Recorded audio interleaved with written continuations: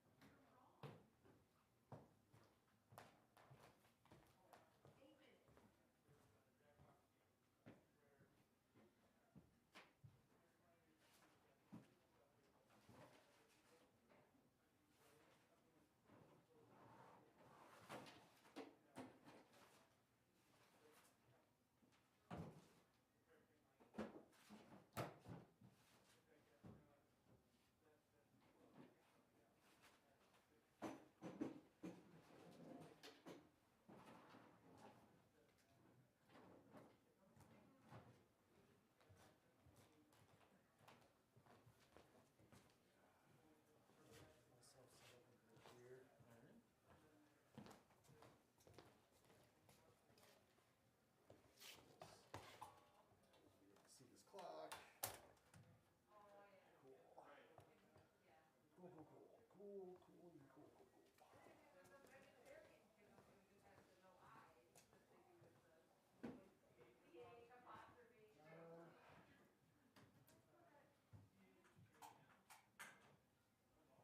Salsa, do we want to get clip lights going back here?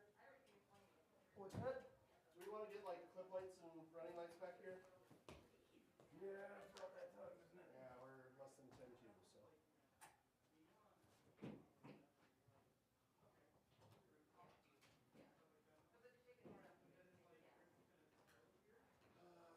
And what microphone would you like me to have? This one?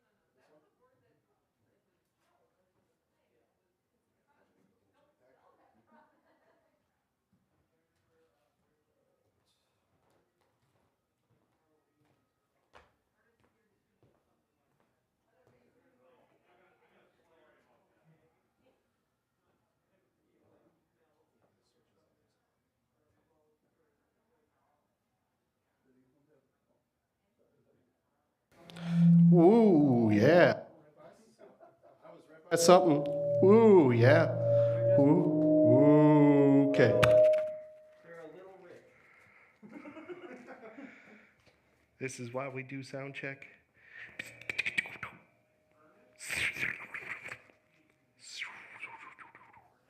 Hello, everybody. Hi, I'm your artistic director, Jason Kruger.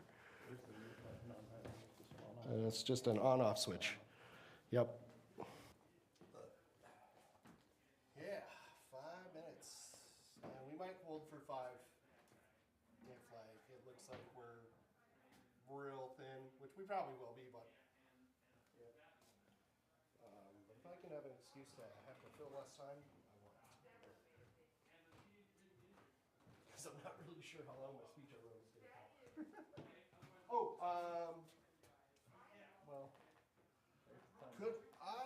also have like just stick mic up here because one of the things I'm gonna do is ask people if they want to like come up and talk about what Fearless has meant to them. Cool.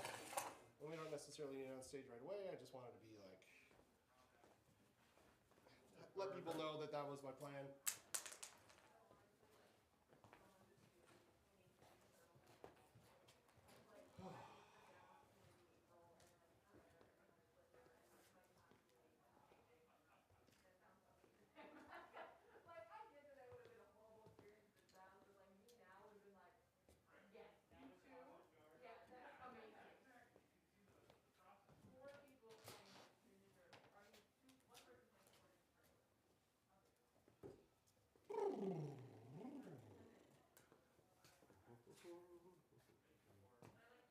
Any good news about the internet yet?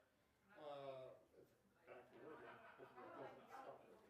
Okay, but it's back again? Yeah. Love it. Lovely, lovely. I love hearing that. And it's up so somebody's watching the stream like, oh, it's the pre-show where Kruger paces the stage for 10 minutes and talks to himself. He just sits here. Perhaps on mic, perhaps not.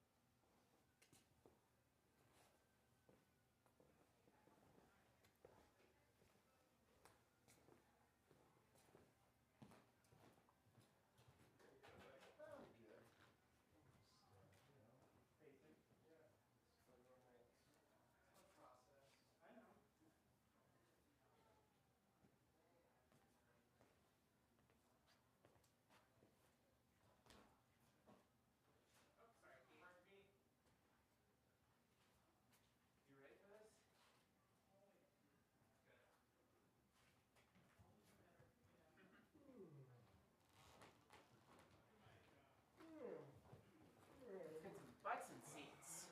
Yeah. And seats and butts.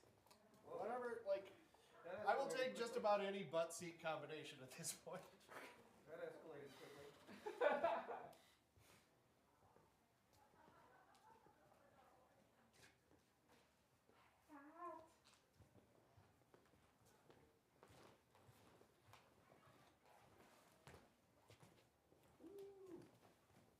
Gold blade line.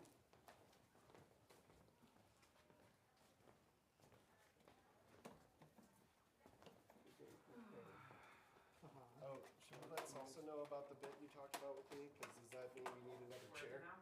Yeah, No. this Okay. way. Basically, regular paint. And I'm like, dude, that's how you got hacked. What the hell, man? You know, here's my stance on it. I hate AI. I really do. As do I. However, if he is driven to potentially get us money Oh, no, using it, absolutely. He's more than happy to let him do that. But I found it funny because it was like, man, this is how you got hacked. Let it go, man. Yes, house is open. We're very nearly going to begin. We might hold a little bit because, you know, traffic and the rush, I'm sure. Thanks for coming out, folks. Snow was made for wonderful parking situations. I don't need to be on stage, right? I don't think so. No. No. I should probably get off the stage. Yeah, it's a choice you can make. That would be like a logical thing to do. Yeah, like, probably, being yeah. on stage. I mean, we're artists. We don't always do the logical thing. That's true. Otherwise, we would not be artists. We'd be like, this doesn't make money. I'll stop it.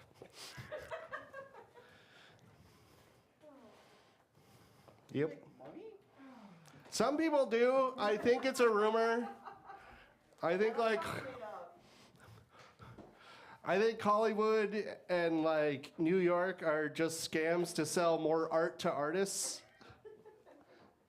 Sell more art school.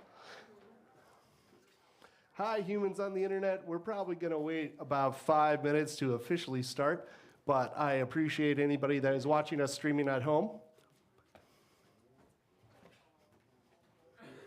How's it going, internet? It's kind of the answer I expected, something I couldn't hear.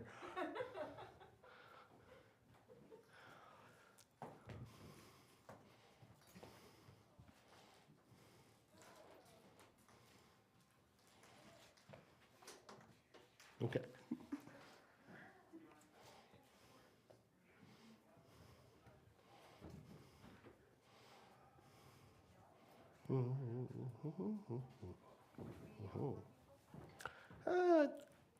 I'll hold for another minute or two. It's probably close.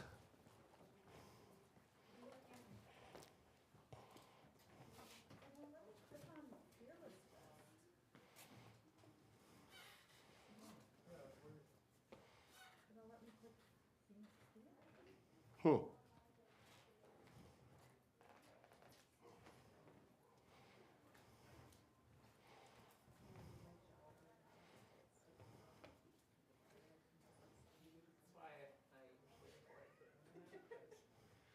Inevitably, my picking tips open, I just pick all my polish. Yeah, you'll find like an edge, yeah, and this usually helps me not, but then this is just right here, and that's it. Yeah, see, I thought that, and then I put on artificial nails, and it hurt when you. Hi, who's watching us? I don't know. I'm watching us. Oh, you're watching us? There I am. There I am. Yeah, See? and there's See? you, and there's me looking at you. Ah! Are you watching? Oh, wow, the delay is strange. Well, now you know what you look like from the side. Yeah, that's true. Now you know what you look like flipped. I can see myself on the internet. I'm so sorry. We made it, Salsa. We finally made it. We made it to the internet. On TV. No, the internet's, you never find more wretched times of scum and villainy. I mean, there's the dark web, but Well, the dark web. I think Megan's wrangling people. I think I'm also too close to a speaker if I'm getting the ringing sound. Or you're not close enough. I feel like that's a trap you're trying to get me in.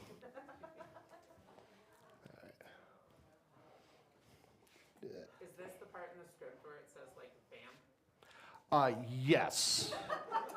As soon as I type it in. Bram Stoker's Dracula. Vampires in this show? Yeah, didn't you know? yeah, they carried the umbrellas today. That would have been really helpful when we were doing 50 straight. Yeah. You guys are already up at this hour. But they don't appear on TV, on the camera. Yeah, so. that's true. I thought it was because of the silver in the mirror, not just because it's a mirror. That was like why they I thought so. thought it was because cameras have running water. Well, they are streaming. Oh my God. That was hard. Yeah. 82 actually. 81, yeah. It's, All right, we might as well get started. Hello, everyone, and welcome to Fearless Fest 2023.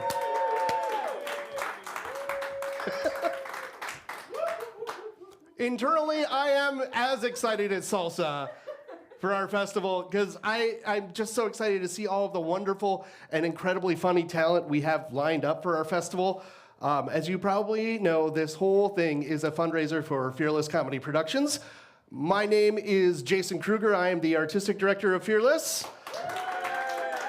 And it's a real privilege to serve this company and to serve them as artistic director. This is the second spring fundraiser that I've been a part of since I started as artistic director, and I cannot tell you how thrilled I am that our one-day Fearless Fest is now a 3-day Fearless Fest this year. That is so incredible. This weekend, you're going to be able to see stand-up comedians, improvisers, weird shows our members created. You'll have a chance to see dance. You'll have a chance to see some young performers perform, as well as some of your old Fearless favorites. And if you know me, I'll probably get super weepy with pride, gratitude, and a lot of other emotions. The artists that are a part of Fearless are my colleagues, my collaborators, and my friends. And to have the opportunity to help these amazing people reach, or at least make progress towards their artistic goals, is just such an honor to me. I'm also incredibly thankful to everyone that comes out to our festival this year. And your donations to Fearless. It helps us to encourage, empower, and educate new artists and existing talents and explore the limits of comedy while striving to create a more diverse and inclusive environment. And Fearless is dedicated to helping these voices reach an audience in the artistic community. And we do this because we believe that comedy should never be scary, it should be fearless. We've had a really busy year since our last Fearless Fest. Last Fearless Fest, we were just coming off of a Fearless 5 show. This Fearless Fest, we're just coming off of a Fearless 5 show. We were just coming out of Fearless 5 music and getting ready for our production of Much Ado About Nothing. Much Ado certainly had some challenges. A lot of them were related to COVID, but despite that, we were able to put on an incredible show and get some really positive attention for the company. Duck Washington did a fantastic job as director. I think he's out there somewhere. Yes! The lights are great tonight because I can barely make out your silhouette. We also got 2 new company members that are wonderful company members. We got Jillian Constable and Bryce Kalal from that production. Since joining, Jillian has been in multiple double-blind improv shows, and Bryce wrote one of the shows for Fearless 5 Mythology, which was just really great. Really, really appreciated his work. Everybody's work in that, but I just wanted to make sure to point out our new member that got to write something. After Much Ado, we had our Fringe Festival show written by Zach Sads and Lauren Rosemergy, What's Your Day Job? Or How Capitalism Destroys Us All. We had a wonderful cast featuring 3 of our company members, Samuel Salvador Osborne Huerta, Emma Titi, and Jason Stone. And it was great to have our company members work in the Fringe Festival and to give ourselves an opportunity to showcase the talents of our members. The next thing we had after that was our Sketch to the Max event on Give to the Max Day, which, yeah, absolutely. It was a great success. It gave a lot of our members an opportunity to act, to direct, to write, to show what they were capable of. And by a lot of accounts, our Sketch to the Max was our most successful Give to the Max Day event to date. Yeah. Which is great. Especially when you consider that's a fundraising day where literally anybody who's a nonprofit is waving the Give Me Money sign. And our Give Me Money sign worked pretty well. But also, more importantly, we got to showcase our talent. And we got to have people write some things and create some things. And because it was so successful, we're looking at that being the model for our Give to the Max Day next year. So if you've, yes. So if you're a Fearless member and you got an idea for a sketch, you can start writing it now. It's okay, I won't stop you. Yeah. So after we did Give to the Max Day, the next thing we had was Fearless 5 Mythology. And this year's Fearless 5 presented some interesting challenges to our directors, whether it be costuming stuff or a super bizarre rehearsal schedule. And it also gave us the opportunity to meet some very talented actors that turned out to be great human beings as well, and gave our company member Dan Ruby his first real experience designing lights and sound. Yeah. That is a tough thing to do, and I imagine the first time that one does that, it's terrifying, and as it should be. We're fearless, right? So we also had a new member. Maggie Thompson joined us. Maggie was in the cast of Fearless 5. She was one of the 2 actors that was in all 5 of the plays for that, and she did just an incredible job. So I'm so very, very thankful to have Maggie as a part of our company. Aside from our large productions, Fearless also has our monthly shows. Fearless Lab is alive and well and is now living at Finnegan's Brewery in downtown Minneapolis. What a great home that has been. And historically, Lab has been a wonderful place for performers to get their start or try something new and weird or experimental or simply to brush up on older material that needs an update. I'm so happy with the work that Ryan Valacour has been doing as host and booker for Lab, as well as the effort that Eric Thompson, one of the assistant artistic directors, put in to secure the new Fearless Lab home. quite truthfully, it was like about 2 or 3 months of like, well, I sent them an email, and then they said they'd get back to me. I should maybe send another email. But that persistence paid off. We were able to get this great home for Lab. Finnegan's loves us and seems to be hinting at the fact that maybe they want us to do more there. So, yeah. It's been really fun getting to like come out of the pandemic and know that we're growing and improving and getting ourselves out there more. So, it's really great that we have this new home. And I'm confident that Lab is going to continue to be a place and a stage where the weird is welcome, new isn't a nuisance, and the barrier to entry is simply letting Ryan Velacour know that you want to do the show. There's tons of times where Ryan's like, so I need someone for Lab, which means all you need to do to get on Lab is sign up for the show, basically. So do that if you haven't. Along with Lab, we've also had our double blind, double feature shows. And that series has let us have a home for Double Blind Improv, which is one of our older and most beloved shows. Yeah. It's become a staple of the company. And it lets improvisers that are both really experienced and maybe don't have as much stage presence or haven't, are kind of green, they get to perform in front of an audience. And the double feature aspect being that we have a different show rotating, and it's let us do stage readings, a show based on discussing strange and weird music, solo musical show, comedy debates, and so many other things. So I'm really excited that we get to offer this opportunity to our members and to try their ideas. And the thing I like most about both Lab and the double features is your idea doesn't necessarily need to be marketable. Your idea doesn't necessarily have to be something that is going to draw in a ton of people. You get to try the weird stuff. And that's one of the things I really love about Fearless.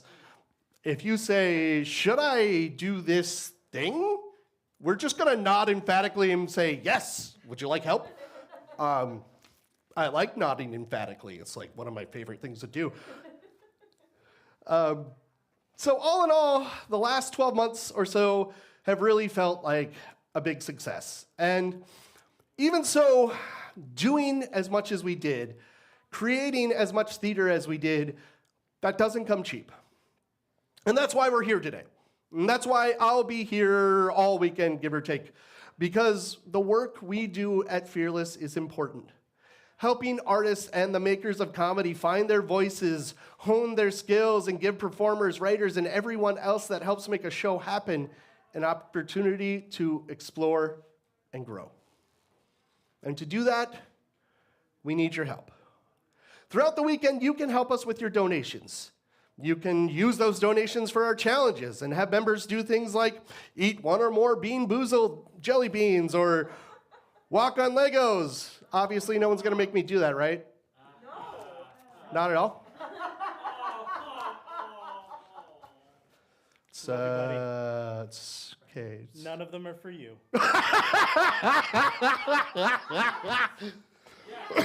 All right, we'll get to these in a moment. I was like, that's 3 of them already. You guys are great. None of them are for me. Thank God. That'll be later.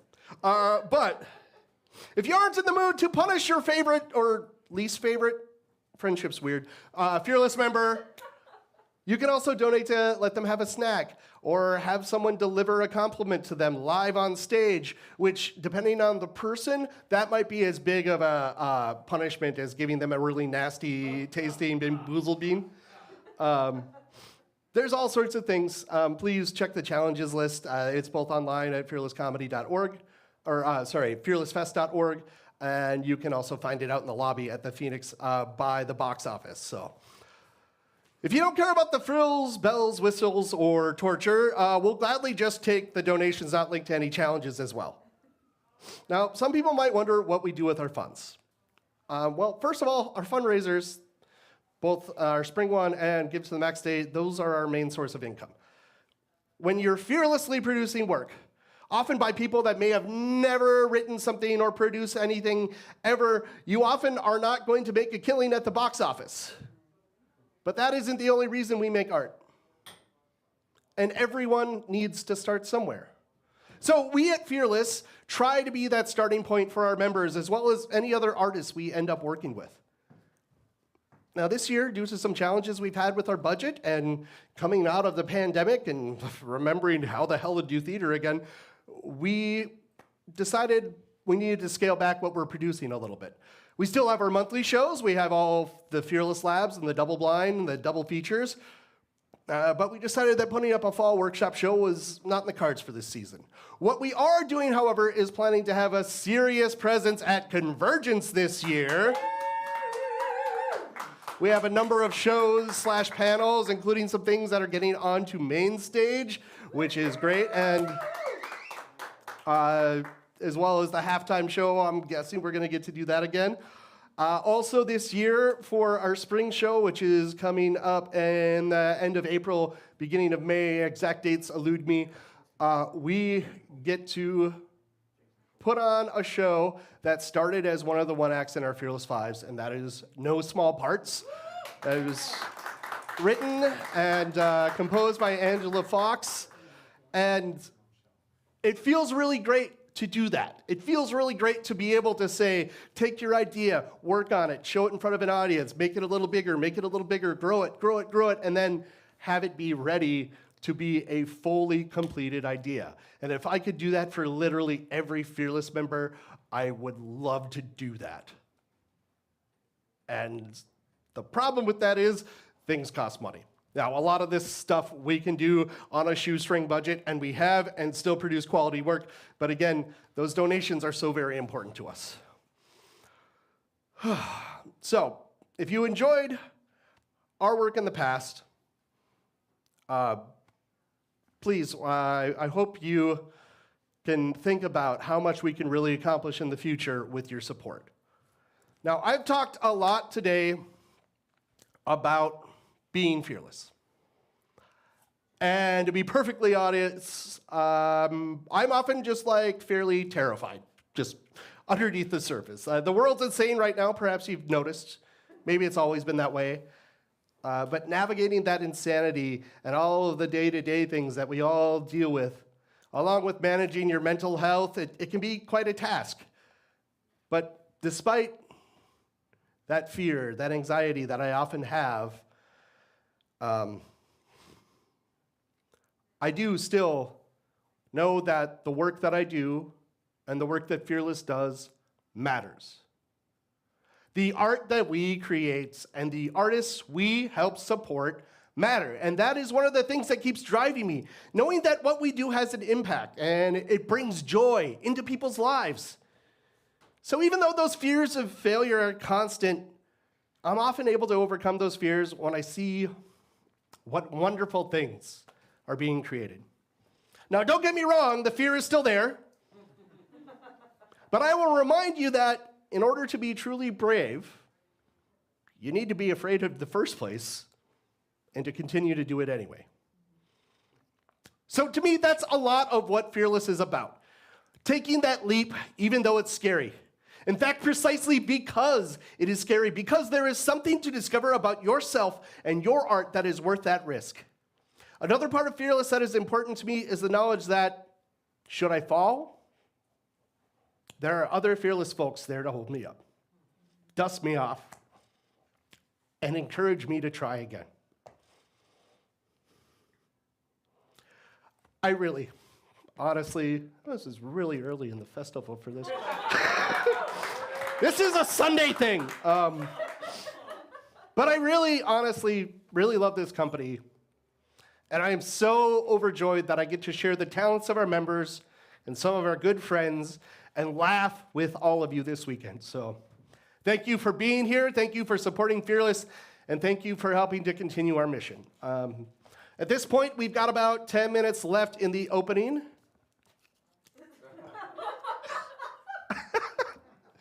I get the best pit crew. So we've got about 10 minutes left in our opening, and what I would like to do, Salsa's going to bring a microphone out here, and anybody who is interested and willing in talking a little bit about what Fearless has meant to you, thank you, Salsa, I humbly invite you on stage. And if there's nobody ready right away, I guess I can start. While we get people ready, we can do certain things. Oh, yeah. So we got some challenges. Let's see. So I think first, Yeah, we're going to start here. well, first I have to do this one because you mentioned some people don't like being complimented. Yes. So unfortunately, Jim has donated a compliment for me. So if somebody would like to say something. Oh, we got somebody. It's, Oh, there we go. This one's going to be good. Oh, hey there. So, you've met Eric. Yeah. And if you haven't, let me tell you a little bit about him. I don't think that I have ever met anyone who has given as much motivation to my projects as Eric. Not only because he is always there to make what I do even just a little bit better, usually a lot better, but also because the idea of him seeing it makes it better for me. You are an amazing mentor, an amazing audience member, and an amazing friend. Happy Fearless Fest. Woo. well, that was horrible. Thank you, James. Tim, do we have Tim Wick? Yeah. I have a thing to do in like 5 minutes. What? It's okay. This one's Yeah, not so bad. yeah. Here you go, Tim. From Jim, you get some bubble wrap.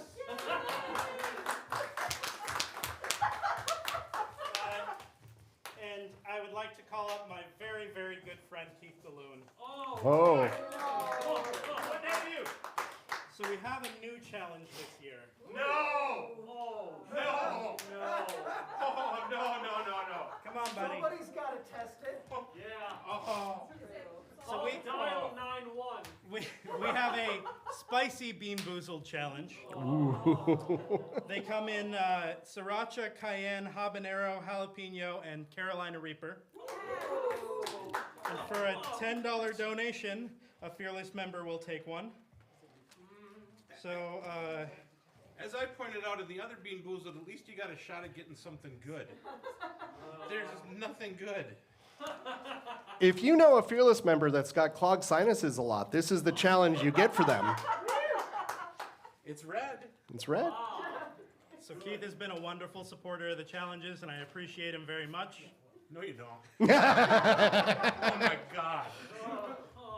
Oh, Love you, buddy. it tastes like dirt and sorrow. So if you would like to donate some fun challenges for Fearless members, you got this, buddy. Please go online or go out to the box office if you're in the theater. And donate. We really appreciate it. I got one more here. We might need to fish them out, but we got something for Dan from Jim. Do we have Dan? Someone's getting Dan. Yeah, Dan's probably at the box office. Yeah, he sure is, but thankfully we have a helpful helper that's going to get him. Come on to here. Jason has a thing. Hey, Dan, come on up. We have a thing for you. It's a challenges thing. You excited? Oh, can't you tell? Oh, You get bubble wrap. It's from Jim.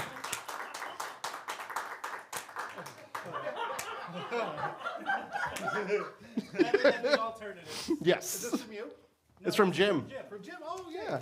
So thanks, Jim. Here, I'll go say thank you, Jim. So these challenges are available. You can look for the list of available challenges online, and you can also find them up front at the box office.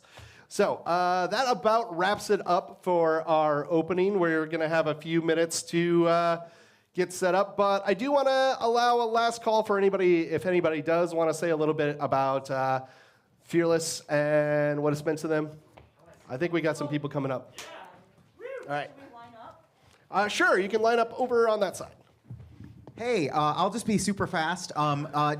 Jason, you gave an amazing list of things that we've done throughout the year. But I realized that there was one thing that wasn't on there. I want to make sure that we recognize that Murder on the Mississippi happened this summer. Yes.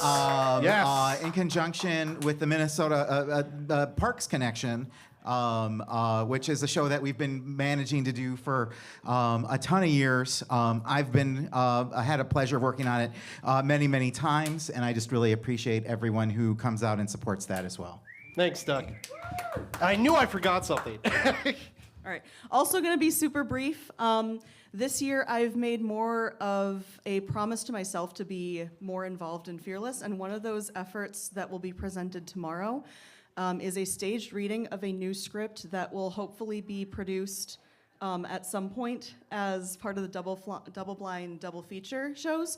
So just being able to create new work and have that be supported and have a space for it is really big. So come see the McScottish play 5 p.m. tomorrow. Woo! Thanks, Tom. I got to do 2 things this year that were kind of big deals for me as far as Fearless things.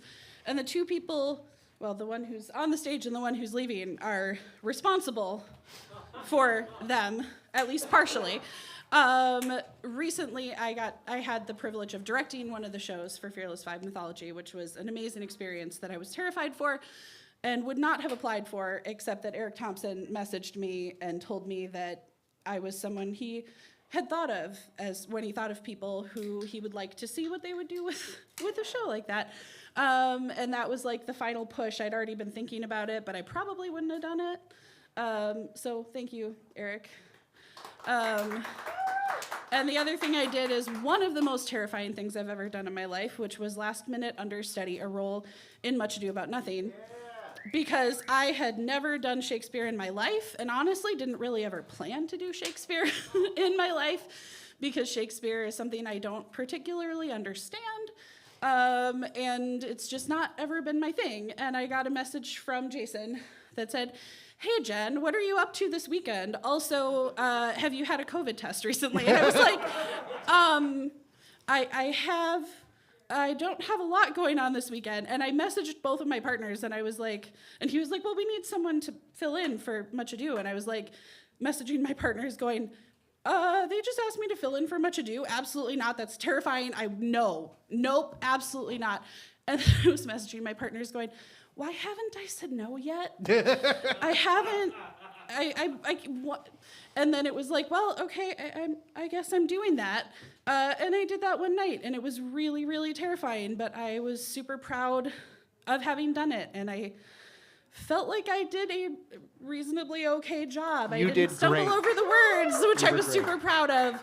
And I had moments on stage where I was like, oh, they're talking about my character, and my character knows they're talking about me. I didn't know this was gonna happen. If I was in the audience, I would be looking at me, so I should probably do something with my face. Yeah, so that was my experience with Much Ado, which I was really grateful that I had the opportunity to do, and directing, and I participated in a storytelling show the other day too, which is probably something I wouldn't have done if I hadn't gotten involved with Fearless. So. Thanks, Jen. I also often think I should probably do something with my face. It's a thought I have very often. So, cool. So thank you all. I think we are just about ready for our first official show of Fearless Fest. And I can't think of any other show that I would rather start our festival with than one of the perennial favorites of the company and of mine, which would be Double Blind Improv. So let's give it up for Double Blind Improv.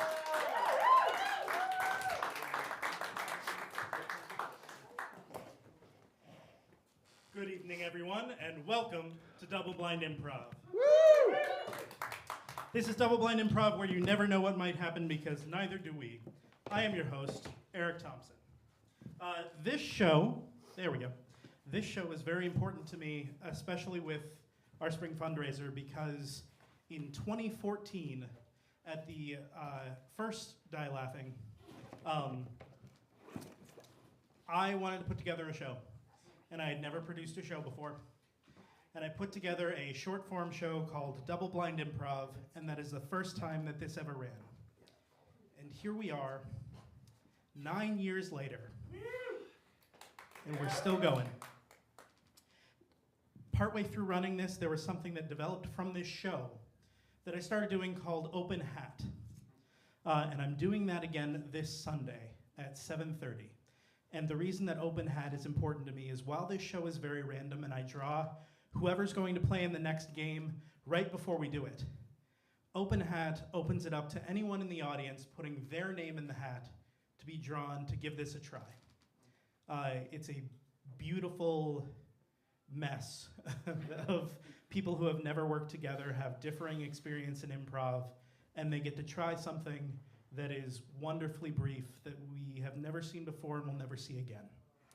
It's such an easy thing. Kruger, can you come out here for a sec? Jason? Jason has wandered away. Thank you, Salsa. It's almost like I told him this would happen and then he cried.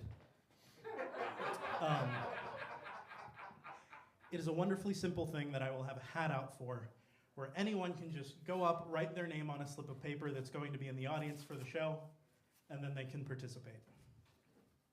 So while we get Jason out here, I'm going to invite up my performers. So please welcome to the stage, Andrea Rabella. Oh, Hey, sorry. hi. That's Yeah, not Andrea. I'll talk to you in 1 sec. James Fairbairn. And Duck Washington. Yeah. So Kruger, Yeah, I wanted you to help me out with something real quick. sure, what can I do for you? I wanted to show them how easy it is to just sign up for Open Hat. Okay. So if you do me a favor and just write your name down on that slip of paper. Sure. Alright, And then just go ahead and drop that in. put it in the hat. And it would be that easy. So please welcome our fourth performer, Jason Kruger. Alright, There you go, buddy. And it's just that easy. You get volunteered for things. But we wouldn't do that to new performers. So our first game is called Translate. And this is going to be for everyone, but especially for Andrea and Duck. So the way this game works is Andrea and Duck are going to be acting out a scene for you, but they're going to be speaking entirely in gibberish. And then we are going to have James and Jason, after they say something, translate that so that you can understand. They're basically going to be the bad dub for this episode.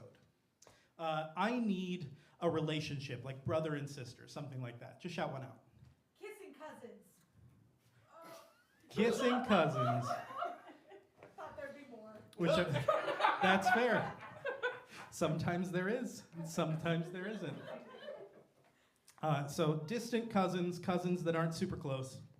Oh, did you say distant cousins? Nope. Kissing cousins, but that term means people that are not like first cousins, that are more distant cousins. hopefully. So we're just making the show slightly more family friendly. I'm kidding. I'm Very kidding. family friendly. I hate you, James. Whenever you're ready. Zabrja, Warsaj, Bursaj, Burs, Baz, Burs, Baz. Okay, so on your MySpace page, you're going to want to drag your music player up here, down here, and over here.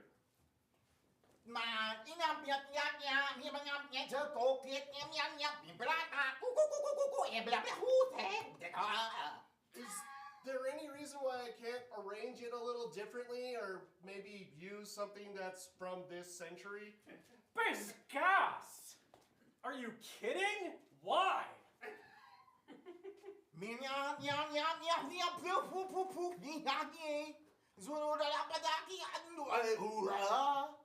I would like to be able to see more of the world and not just have contact with just you. Bisgawaj is what, Tom? Bisgawaj? Well, there's Tom, and also, have you seen the rest of the world? This country alone. No thanks.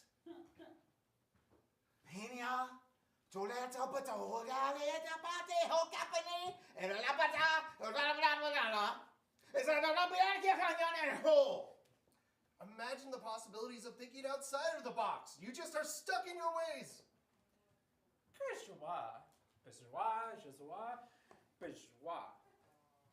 But have you considered how comfortable the box is when you get to choose your own color palette?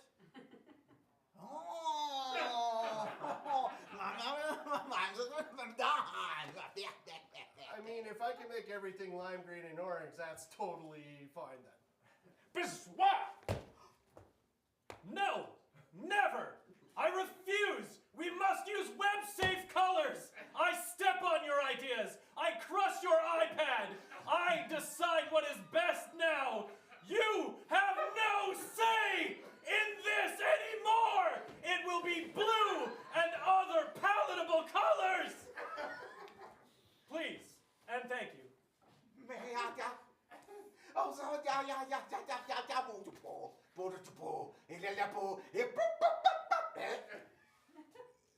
Every time a problem comes up, you just solve it by destroying things. Where's the gentler version of you that I miss so much?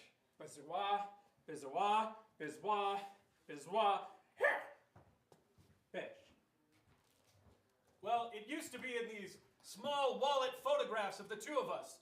Now I will tear that person free and hand her to you.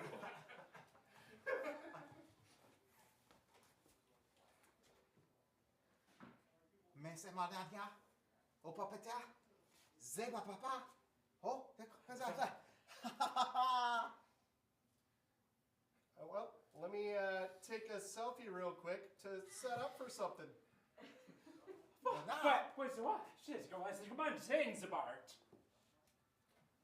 Cheese?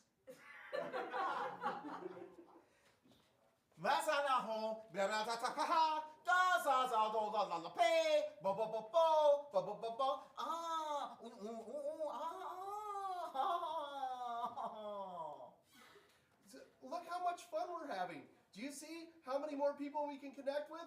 This app's actually on my phone.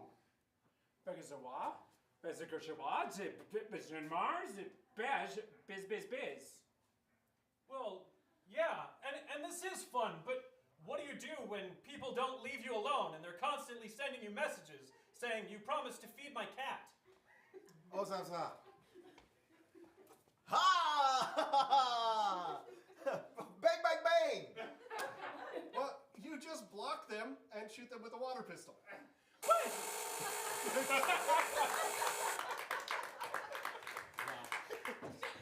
I had to start looking for a spot to end that before Andrea tried to tear Duck's phone in half.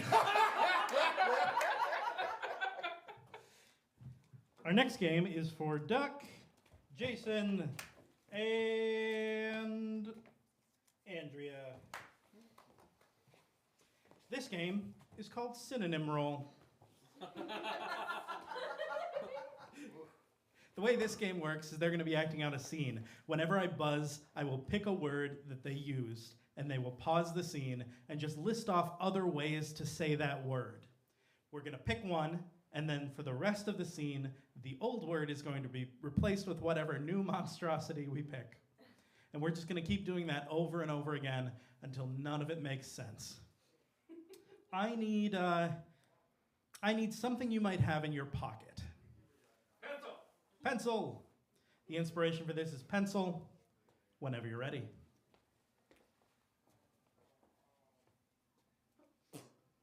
Billy, are you chewing on your pencil again? The sharpener's broken. I thought we were gonna use erasers. You can sharp. Eraser. Make go aware. Pink thing. Little bit of rubber. We're gonna go with pink thing. I thought we were gonna use your pink thing. You can use pink things to sharpen pencils? You can't use a pink thing to sharpen pencils, but the problem is that all of this data is wrong. So we gotta use the pink thing and pink thing all of the incorrect answers off. So yes. What's data? Well, data is the information that people put on these forms to begin with. Data. Data. Information box. The knowledge put there that sounds like a character from Goonies. Mathematical equations. We'll go with mathematical equations. I'll be nice and not pick the long one. The mathematical equations, all the stuff that people put in these forms already, all right? So we got to get these mathematical equations out of here with the pink thing. Whoa. So other people are supposed to be putting the mathematical equations in the thing and then it kicks out the mathematical equations? Yeah, Yes. but then we use the pink thing if they're wrong, right? What? Or if we just don't like the mathematical equations they came up with. What if we don't like them? We don't like the Them, people who did yes. it? Oh, then that gives Oh. us even... Yes. What if I put all the answers down? Answers. What if I put all, or corrects, ding ding dings, positives, make them rights. I think we're gonna go with make 'em rights. Okay. What if I was the one that put down all the make 'em rights? I mean, you are the best person at make 'em rights. You never have to use your pink thing in the mathematical equation formula. Did you put all the make 'em rights in these mathematical equations? I'm sure at least 80% of the make 'em rights like totally came from me because I thought we were just testing this system. What about Percent. Hundreds fraction, chop 'em ups, Chop 'em ups. all right. I am like 90 chop 'em up sure that I totally filled out all of the make 'em rights. What? my dad said that 1 in 10, which is 10 chop 'em ups when it comes to mathematical equations, of dentists say you don't have to brush your teeth. Where did this mathematical equation set come from? Yeah. My dad? I don't think your dad has the correct make 'em right about this one. I think I'm gonna have to take my pink thing and just wipe it all over what your dad has You to can't say. pink thing my dad. I can pink think your dad if I want to pink thing your dad. We're just gonna pink thing your dad's make 'em ups because your dad's make 'em rights are incorrect. My mom says she wanted to pink thing my dad.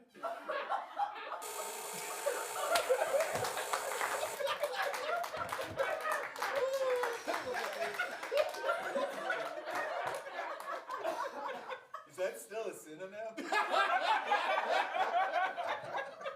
Unfortunately, it is. Unfortunately, it is. Our next game is for everyone, but it is especially for James. Oh.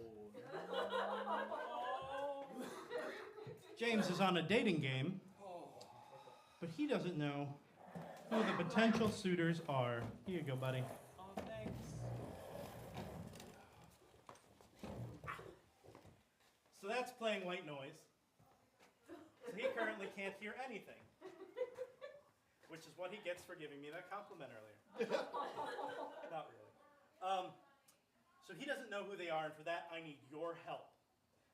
Let's get a Disney villain. Ursula. Ursula. We'll make Andrea Ursula. Let's get a fairy tale character. Navi from Pandora? I heard like 3 things on top of each other. Rapunzel. Rapunzel.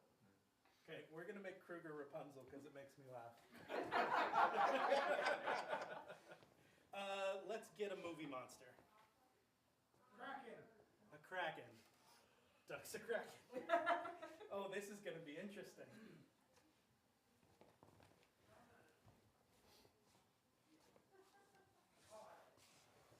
I went through 3 stages of grief just now. There you go, buddy. Get ready for more. Oh. Whenever you're ready. Oh. Hello. Oh. Hello. Wow. I'm so happy to be here today. So, contestant number 1. Yes, child. Good. All right. Great. Contestant number 2. Yes. How are you? I'm doing okay today. How are you? Better and better. Thank you. Thank you. Contestant number 3, how are you? Oh, it's just great to be out of the house.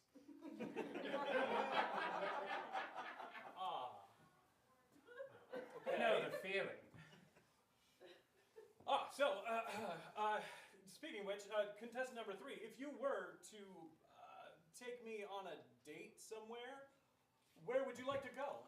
Well, I definitely would want to avoid a place with a lot of spinning, whirring mechanical things. It just, I don't do well in places like that. I'm used to being places that are really up high. So I think like maybe hiking or someplace where we could just get a really good view would be great. Maybe we could climb? I could climb? Oh, yes. Would that, yeah? I think a lot of people enjoy climbing. I can be good at climbing. Contestant number 1, hello. If we were going to get your favorite food, what would we get? Ooh. I would have to say misfortune. Oh. Is there a particular way you like that prepared, or? Oh, you poor unfortunate soul. Okay. And contestant number 2, how long do you think is too long to introduce me to your family? Oh, well, I see what you're trying to go for there, and I have to say that I don't see my family very often. Unfortunately, I don't get out very much. It's only on the rare occasion where I am released. Honey, I know how you feel. I feel the same way. Okay, all right. Contestant number 3, if we were to have a cozy night in, what activities would you plan for us? Well, maybe sitting down by the fire. We would perhaps do some knitting. Perhaps you could sing to me up to my window. I think that would be lovely. Yes, I think that's what we would probably do. Okay. Rapunzel, I'm just not good at braiding, so I don't know how that's gonna go for us. Contestant number 1. Yes. Yes. If you were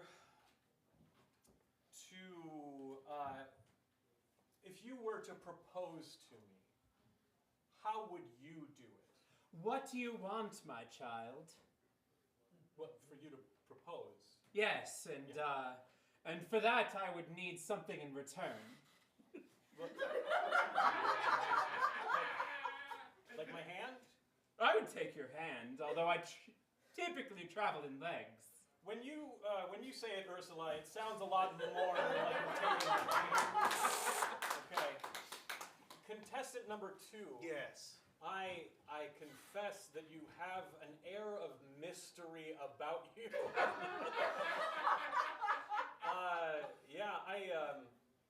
I'm wondering, what is your idea of the perfect date? Oh, well, there's this new restaurant that I've really wanted to go to right along the coast. You go there, big crowds gather, and your food is chained to a rock. It's delicious. Okay. If you Darling, might we be related distantly? I think that is possible, yes. Would you say that they make a really cracking meal?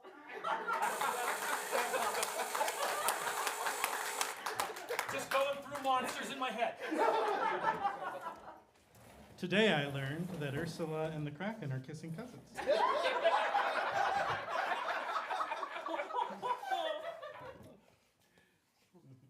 For our next game, I'm going to need Duck and Jason to play a game we call Quick Change.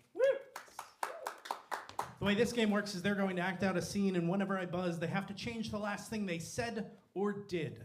I need a suggestion of something you might give as a gift. Just shout them out. Cross-country skis. Hetty, I love your suggestions so much. Cross-country skis. And if you can fit it in there, we're also going to take a candle if we can. So, whenever you're ready. Happy birthday! Oh, wow! I can't believe that you got me cross-country skis. Oh, I'm glad you like them. Well, I didn't say that yet. I just can't believe they're here. Oh, well, believe it. It's your birthday. Well, I can't believe I got them for you either. Well, touch them. See if they're real. Yeah, seem pretty real. Okay. It's just that, like, I feel like you're giving these to me means that you haven't really been paying attention to the signals I've been sending you about what I really wanted for my birthday. Oh, well, you told me that you like calm, mean things and nature. I do. You told me that skis are neat. You told me things? I did tell you things. And when I did so, where were we? Were we in a ski store? Were we at the mall? Were we somewhere where your mother was never gonna find us? Well, Mom loves the ski store. So Yeah, but the answer is no, because she always finds us. There's only one way to keep your mother away, and that is by lighting the fragrant candle of Mama Be Gone. That's what I want. Oh, that's why you kept talking about the candle store. Yes. Oh, that's what you meant when you kept talking about your birthday and blowing out the candle. Oh, I don't remember that at all. I need you to do me a favor, and when I talk, I need you to listen to what I say. I need you to give me sexy eyes. Like the really sexy ones. The ones that awaken parts of me I'm not sure I know about yet. Yeah. That's the kind of look that makes me forget all about the candle. Makes me forget that your mother's standing right over there in the corner. Because that, my friend, is the look of lust. That, my friend, is the look of, I'm gonna get all of my holes clean. That's the look of, oh, nay! Mother, you should leave. So, now that we're alone, Yeah? do you want to maybe return those skis and You're gonna make me return my own present? I meant, I got you this candle. I meant, would you like a root beer? No. I mean, root beer's fine. It's fine. Yeah. It's it's one of the better root-based beverages that you can get at the store. Yeah, I'm so sorry. I didn't listen about the candle. I know that you have things that you really, really like, and I know that I don't always listen, and I know that you hate when my mom's around constantly. I said leave! And so... Do you want a root beer? I hope it was okay that I gave her the root beer. I hope it was okay that I got her the fuck out of the room. I'm surprised that worked. I have been trying things forever. Well, that's true. Root-based beverages are an amazing motivator for a lot of people. Well, I was gonna save this for Easter, because I went shopping for more than just the skis. But I got you this and a special lighter for it. It's got our initials carved into it. I had to carve like 6 lighters before I learned how to not go too deep. I had to, well, the first couple times I tried to carve in the lighter, I tried to do it with a hot stick, and that was really bad. But that one, you know, it's got a lot of love and probably some of my blood on it. Wow. You got me bloody dynamite for Easter.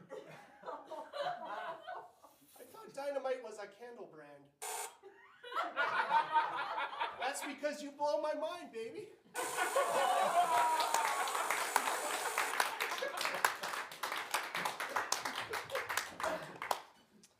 Our next game is alphabet, and rather than draw, I'm just going to bring up Andrea and James.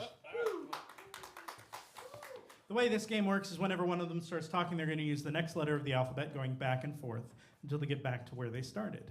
I need a suggestion of a place you might go on a date. Museum. The museum. Now, they don't have to be on a date, they're just at the museum. What letter do you want them to start with? T. T. Museum starting with T whenever you're ready.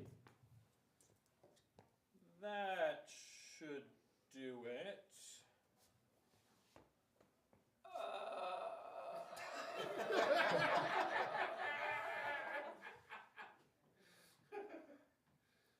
Verify this for me. It's kind of listing to the left, right? Why don't you try like picking it up and then putting it back on again?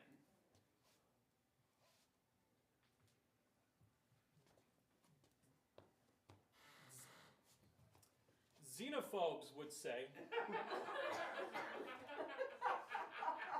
that it's the picture that's wrong and that they are correct. You don't understand xenophobes, do you? Zounds, you've discovered my weakness. Actually, they would say that the world is... No, they would not say the world's spinning around them. You're actually right. Believe it or not. Could you, like, be more snobbish about it? Doubtful. Eric, I hate you very hard, and I'm sorry for that. I'm fine. Gee, is it okay that I did that? Like, I feel like I crossed a boundary with you, and, you know, we've been working on our boundaries in the museum especially, but also in you know, cafeterias and schools and parks. Hey, you know me. If I wanted to create a boundary, I would just connect these velvet ropes.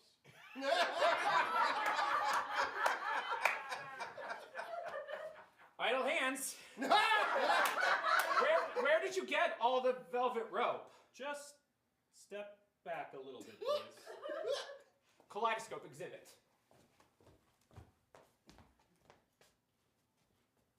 Lance?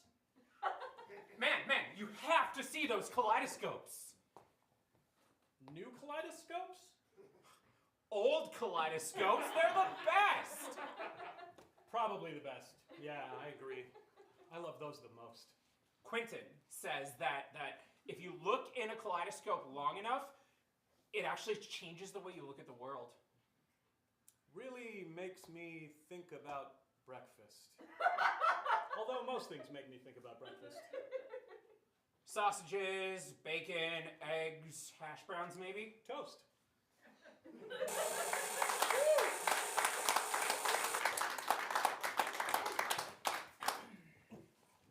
Our next game is for everyone, but especially for Duck. The next game is called Film Critic. Duck is going to be reviewing a film and describing some of the scenes that we're going to see in the film, and then we're going to see those scenes act out by our other performers. I need... Duck, what kind of genre do you want? Let's go with David Lynch movie. Okay. Okay. What I need is a title for a David Lynch movie that doesn't currently exist. Who Stole My Pomegranate? Who Stole My Pomegranate is the name of the movie that you are reviewing, Duck. Whenever you're ready. Oh, all right, everyone. Thank you for tuning in once again to this program. I unfortunately have to review David Lynch's new film about the pomegranate. As like with most David Lynch movies, I can't tell you if this movie is actually about a pomegranate or not. It is very confusing. Let's take a look at a clip.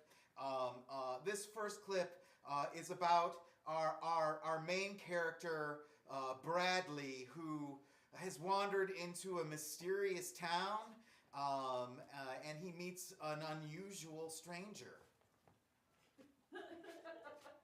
Oh, hello. You just kind of popped up in front of me. Sorry. Oh, no, I've been here the whole time. Oh, have you? Okay.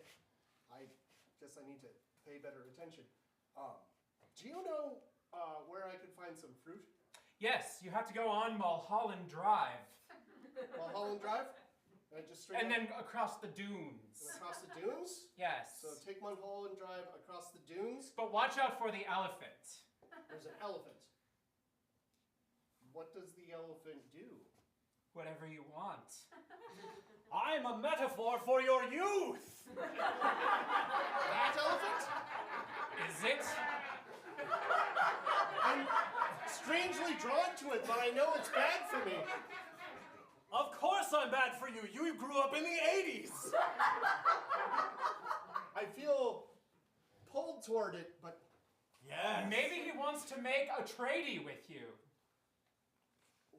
What do you want, elephant? To reveal the secrets of the universe to your inner child mind. I have to say that the elephant was kind of an unusual role for Laura Dern to take. But by George, she did it. But it was really in the romantic scene between the elephant and Kyle MacLachlan's character that really started to make me question whether I had made good life choices. Let's take a look. Why have you brought me here in the dead of night with all these candles around us? I want to show you my Twin Peaks.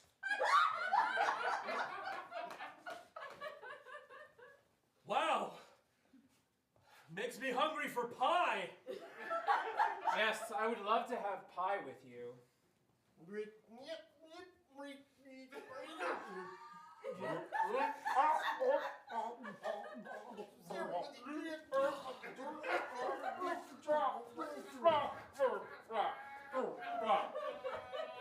This was just the beginning of the segment where everyone talked in a different language. Let's take a look. Einmal bitte? Hello, I speak English, but it's UK English. Ich verstehe dich. Und du? I speak silent film. Kann ich so Ohren? Was machen Sie sprechen das Sprachen? Now I will explain all of my feelings and the remainder of the plot of the film, but only in giant pipe organ chords. Dun, dun, dun, dun, dun. So, in conclusion, I think it's important that you know that I was not a big fan of this movie, but there are some Lynch fans out there that seem to like everything that he does. If you're one of those, my guess is that you'll probably really enjoy the section where parakeets talk about the pains of childbirth, but it's just not my cup of tea. I give it 2 out of 4 stars.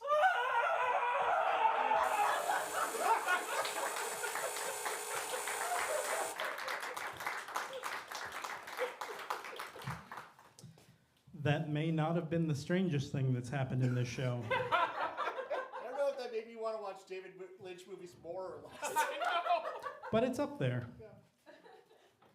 Our next game is called Two-Phrase Vocabulary. And for that, I am going to need Duck, Jason, and James. The way this game works is during this game, James gets to say anything he wants. Oh God, no. But Duck and Jason can only speak it with two phrases each. So I need some help from you. Let's get some things that might be like a quick reply you'd send to a text. No, thank you. On my way. Okay, just keep going. Sure, whatever. 10 minutes late. Okay, we're gonna hang on to no thank you. Duck, you're gonna have no thank you. Let's get, and Kruger will give you on my way. What are some really short phrases you might send, like in a work email, or say to a colleague in the hallway? Best regards. Per my last email. I'm running early. Finally Friday. Duck, you're gonna get finally Friday. Kruger, you're gonna get leaving early. Sorry, I'm leaving early. On my way and I'm leaving early. Yep. Autobiographical. And let's get kind of like a job that needs to be done by multiple people. Road construction. Road construction. The inspiration for this is road construction. You both have your phrases. James, have fun. Could you help me to move the signs? On my way. Thank you, thank you. I'm leaving early. Again? Look, you need to be here all the earlier on Monday if you're gonna leave early today. No, thank you. Well, I'm on my way. not you, just you. Yeah. I'm on my way. All right. Go ahead and put up the signs.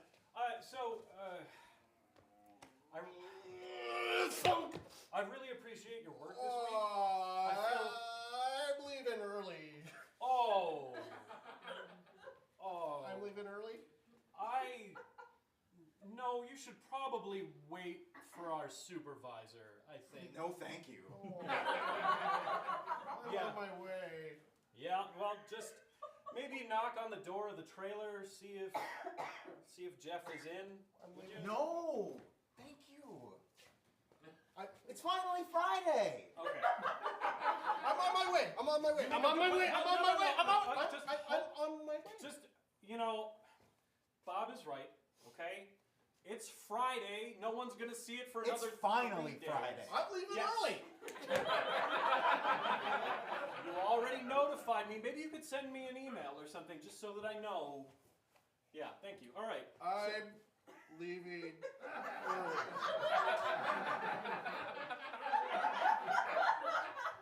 Approved. Okay.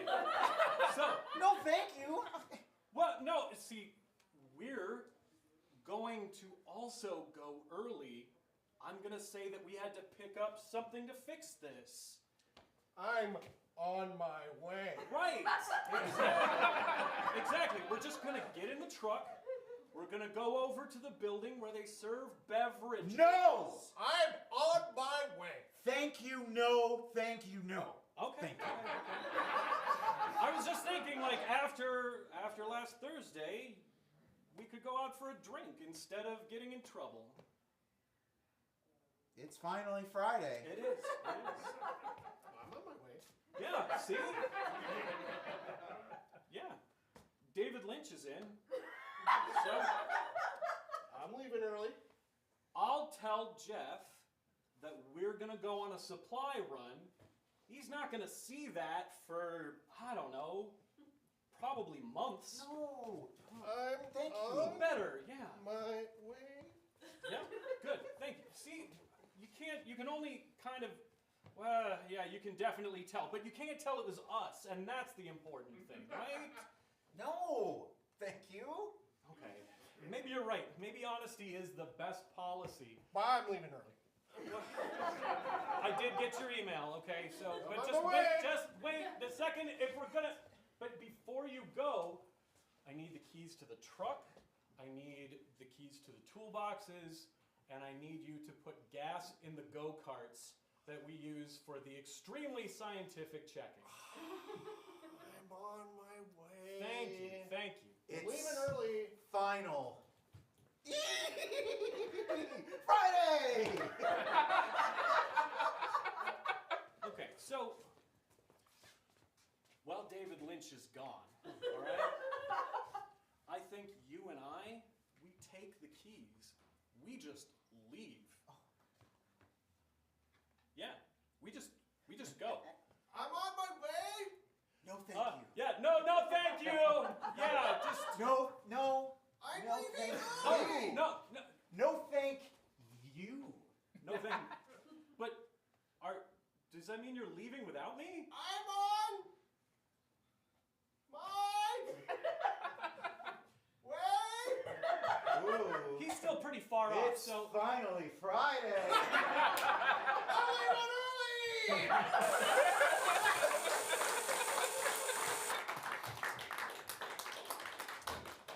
Our next game is for everyone. This game is called Questions Only. Oh, is it?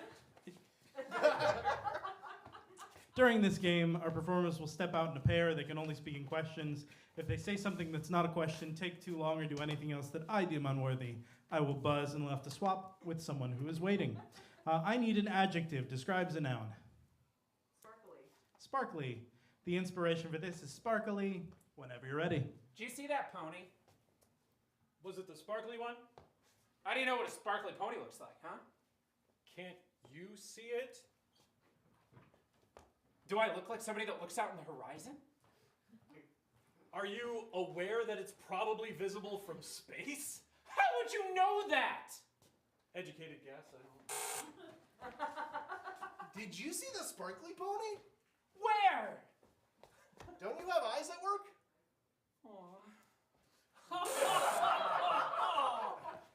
What did you do to that sparkly pony? What have you heard? Who do you think tells me all of the gossip? Was it Larry? Did it hurt? Do you know that Larry often projects on others? Did you know that Larry is my brother? Are you aware you two look nothing alike? Do you know that sometimes people are adopted, Dick? Why are you so sure I was trying to offend you? Because your face is offensive. Did you Do hear you that? have a seat?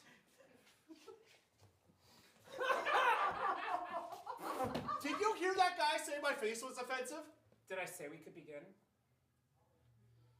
What time is it? Isn't it therapy time? What do I need to do to start? Would you believe pay me money? Is $5 enough? What about your insurance? Would you believe I don't have any? Yes. Would you believe we ran out of insurance? What did you spend all the money on? What didn't I spend it on? Did you keep receipts? What are receipts? Haven't you ever gotten a little piece of paper at the end of a transaction? Weren't those scarves from CVS? Aren't you aware that just because it's long, it doesn't mean it's a scarf? Aren't they sometimes skis? Why would you think they're skis? Haven't you ever jumped on them and slid down an aisle? How would they last more than 5 inches before shredding? Are you expecting them not to shred? Then why would you use them as skis? Doesn't that sound like fun? Why are all of your fun ideas really stupid? Have you met me? Can I wish I hadn't? Can I wish that? Do you know where there's a genie? I don't. What are your 3 wishes? Can I wish for more wishes? No. What'd you ask the genie for? Wouldn't you like to know? Why wouldn't I want to know? Does my dick look bigger now? Was it smaller before? Why don't you ask your mom? Why would my mom know? Why don't you ask your dad? Did you also see my dad? think your dad is? Do you think I should go to therapy? Do you think you should go to therapy? No.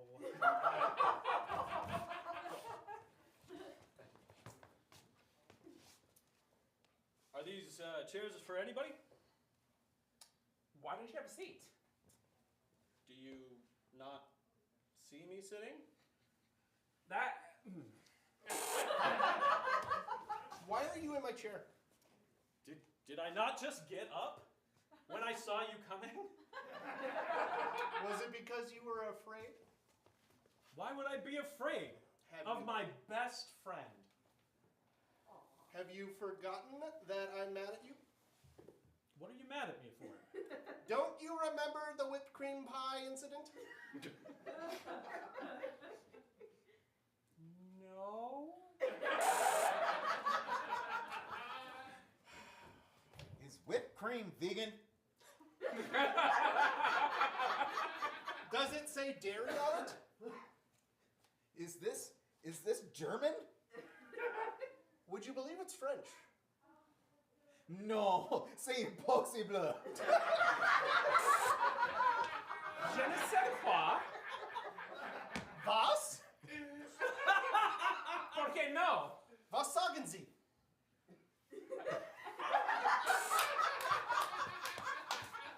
Have you tried Haagen-Dazs? Is there any ice cream I don't like? I don't know. Have you tried all of them? Oh, can you give me some more water? I got a brain freeze. Where am I gonna get you water?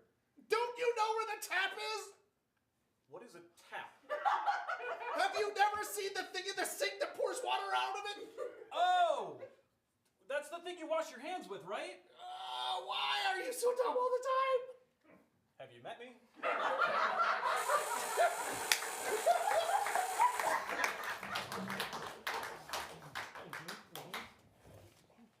Story checks out. I believe we have time for one last game. And it is a game called What Are You Trying to Say?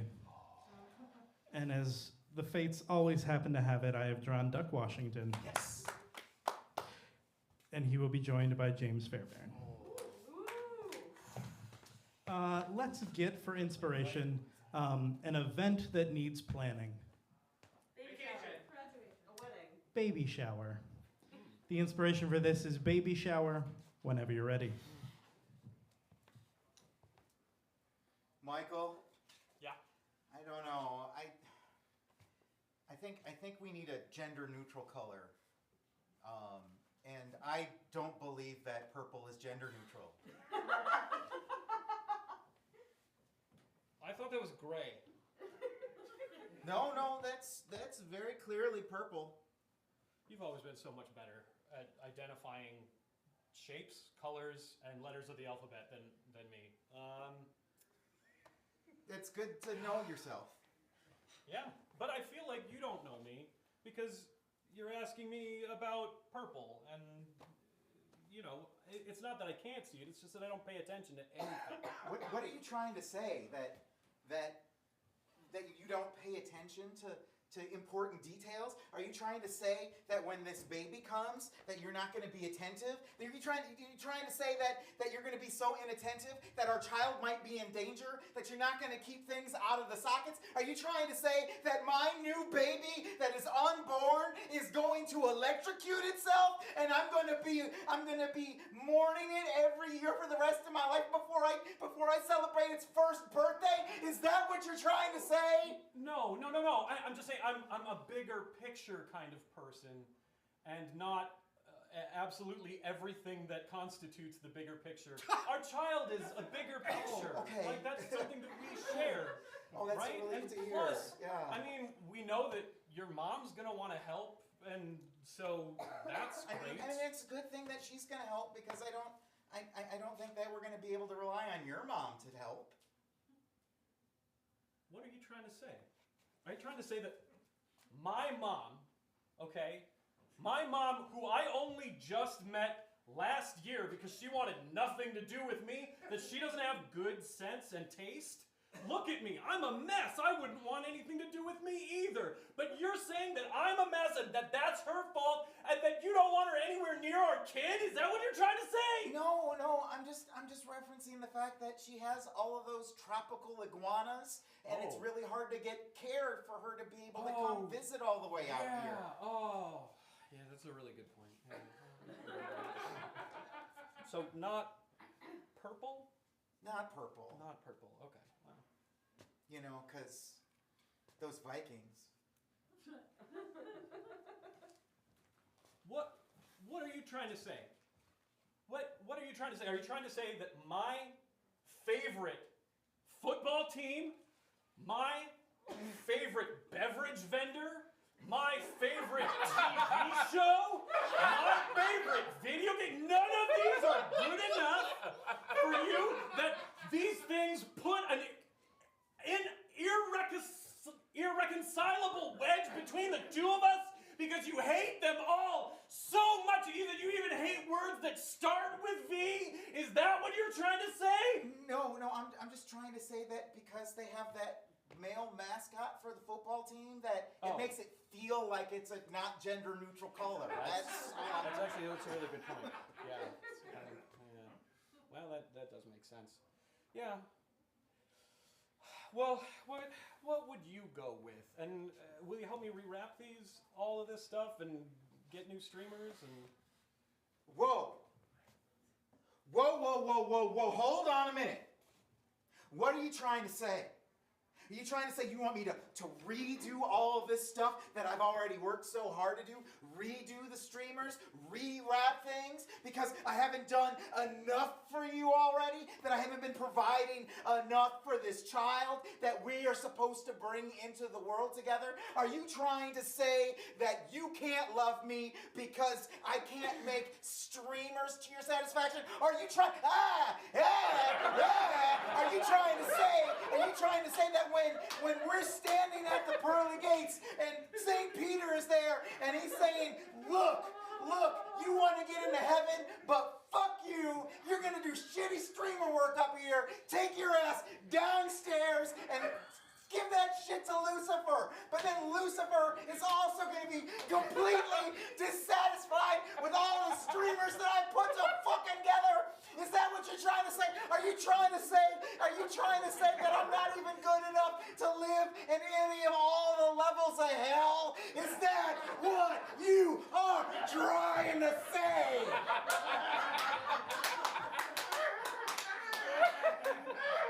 No, I just like it when you drive me to the dollar store, that's all. That's the whole thing. And then I'm going to drive you and the baby around forever, I think. Yeah. You got me worried there for a minute. We both. Wow. Oh, yeah. But no, let's make a list and we'll go to the Dollar Tree and pick up new stuff. I'll put stuff up. You can put your feet up and yeah. You want me to put my feet up? You're trying to say that you want me to put up my feet? Like in stirrups, right? Like, because I'm just a baby-making machine, right?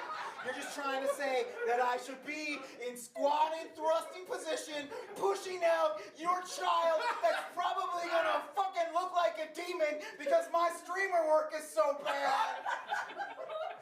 And that when it comes out, you're gonna reject us both, and I'm gonna have to raise this demon child all by myself. The doctor's gonna be so afraid of it, he won't even cut the umbilical cord, so I'll just have to chew through that motherfucker on my own. And then nurse this ugly jagged tooth thing on my poor tit. Is that what you're trying to say? No, we'll raise this demon child together.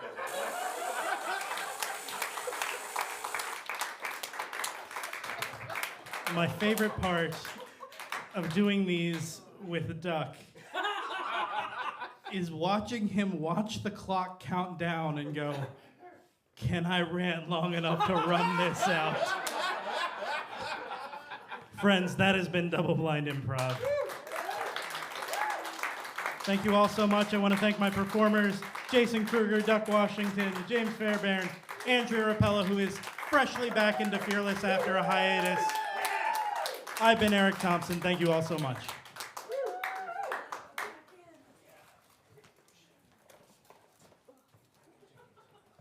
Give it up. Give it up one more time for Double Blind Improv! All right, so thank you again for checking out the show. Looks like we have some challenges. We have so many challenges. There's like, here's the start. Okay. These three are all related, and they're all related to you. So those. Whoa, hold those. All right. Okay, we can do those. Well, I mean, like, all right, I need Jen. Jen, are you in here? Come on up, Jen. Jen is on her way to receive a snack. And it is from Ben. You can swap it out. I just grabbed some stuff just to have a fun array of things, but I will gladly let you swap. All right, I need Cassie. Is Cassie out here? All right, while we're waiting for Cassie, is Andrea still here? Andrea's not here. Nikki to Tim. Okay, Tim, are you here? No. But you have things. It depends on why you're asking. It's a Minnesota Nice package? All right. So, the Minnesota Nice package, I believe that is a snack and one of the Bean Boozled beans. So take a snack for right now. I don't know why I'm doing this thing right now. I'm sure there's no reason whatsoever for me. Ugh. You'll have to wait on Cassie. She's busy at the box office. Thank you. There. What do you do? That's your bean. Oh, that's my bean. What the heck is this bean? This is bean. It's on the side. Looks poop colored. That doesn't make it feel good. Well, it's not. Rotten It's not. eggs, buttered popcorn. It's not dead fish. So all right. She's busy at the box office, so we'll have to go back. That's something burnt. Yeah, It's burnt something. is it a toasted marshmallow? It could be. No. All right. It's not. So these are the ones we've done. All right, from Ted and Cassie to Jason, ye be an excellent saucy wench. I don't know what that means, but I do know that there's a Lego walk for me, and also a fully fearless challenge for me as well. So, what is all in the fully fearless challenge again? That means you do a bean while doing a Lego walk. Oh, how neat! Oh, that means I get 2 Lego walks. How quaint. The bean. Okay. Hold your bean thing. All right. So you lift it up. I lift this up. And then lift the whole like that. Oh. And it, like poops it out. Those are Merry Christmas. Thanks. Oh boy. They can go back in. No? All right. Yeah. Can you give me a hand? Yeah, totally. I'll help with this thing. You got it? Cool. And I'm all mic'd up so we can hear all of my pain. All right. So I got 2. One of them's white and one of them's kind of peachy colored. The peachy colored one is. Oh, not good. It's probably. Ah! God!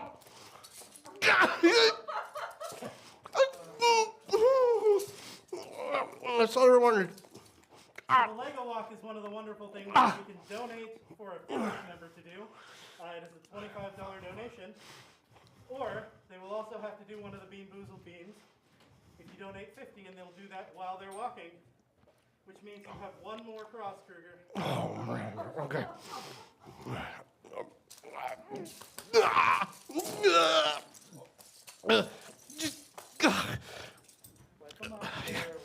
Okay. Is that it for now? I believe Megan is left, so I think so. All right. You got it? Okay. Let's see. I totally forgot what was next. It's kind of like stepping on Legos, erases your mind. Let me just check my notes here. Mr. Freeway. Oh, yes, that's right. Next up, we have Mr. Freeway. Is that performer here? Yes, he is. So, friends of Fearless, humans of the audience, and on the internet, please give it up for Mr. Freeway.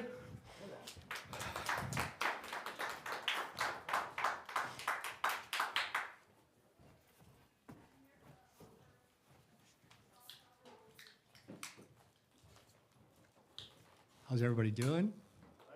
Good to see you.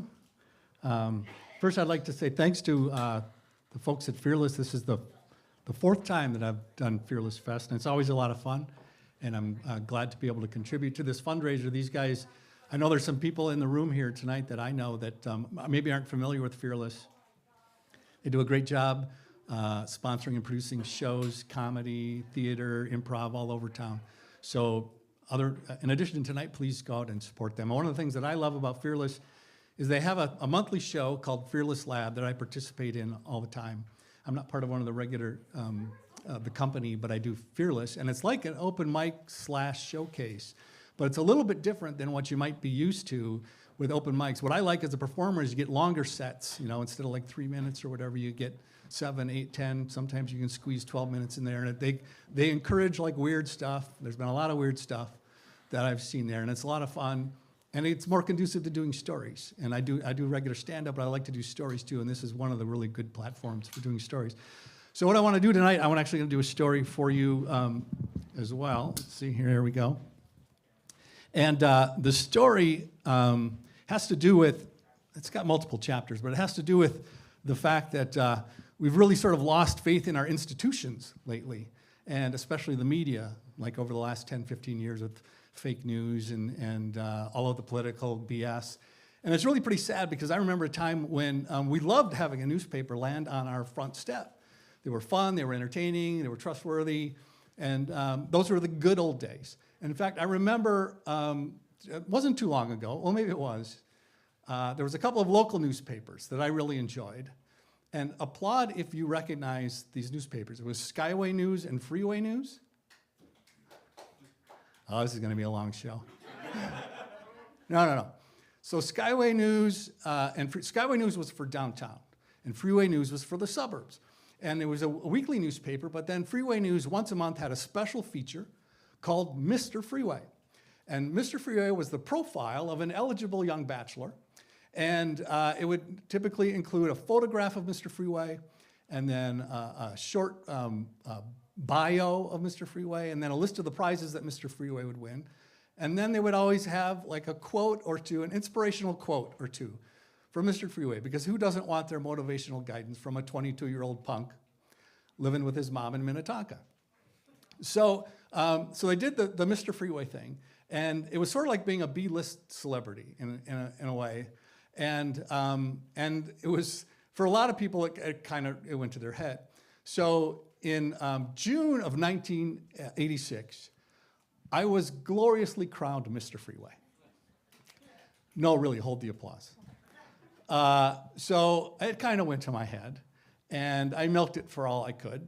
So, for example, I'd be like at a bar or a party or something, and I'd be talking to a young lady, and she'd be like, so what do you do for a living? And I'd say, well, I'm Mr. Freeway. And she'd go, oh, does that pay very well? And I'd say, well, I won dinner for 2 to Fuddruckers. You remember Fuddruckers? Do you actually remember Fuddruckers? Oh, yeah. Okay. It was fun. There was like a 10-year period where they would when restaurants were introduced, they always had like an edgy or a somewhat dirty name. There was Fuddruckers, and then there was Mother Tuckers. Anyone remember Mother Tuckers? No? And then the Waffle House, of course, which was the dirtiest of all. So so all these restaurants came out. And so when I'd be talking to these women, they would say, they'd ask these questions. And they would always follow up. Inevitably, they would follow up with the question, have you always been Mr. Freeway? I'd say, have I always been Mr. Freeway? Of course I. Mr. Freeway is not something that you're born into. Mr. Freeway is something that you earn. So before I was Mr. Freeway, I was Mr. Cul-de-sac. Or as my friends used to call me, Mr. Sack. But they called me that before I ever won the cul-de-sac title. So Mr. Cul-de-sac was a much easier title to earn because Mr. Cul-de-sac, I was only competing against 5 other dudes, and 4 of them didn't even realize that there was a contest going on. So that was pretty easy to win. But Mr. Freeway was a much harder title to earn. So the thing is, I didn't want to be one of 12 Mr. Freeways. So what I did is I approached the people at the newspaper, and I said, let's have a Mr. Freeway pageant. That was their response as well. So I said we could do it like a highway construction worker theme, all right?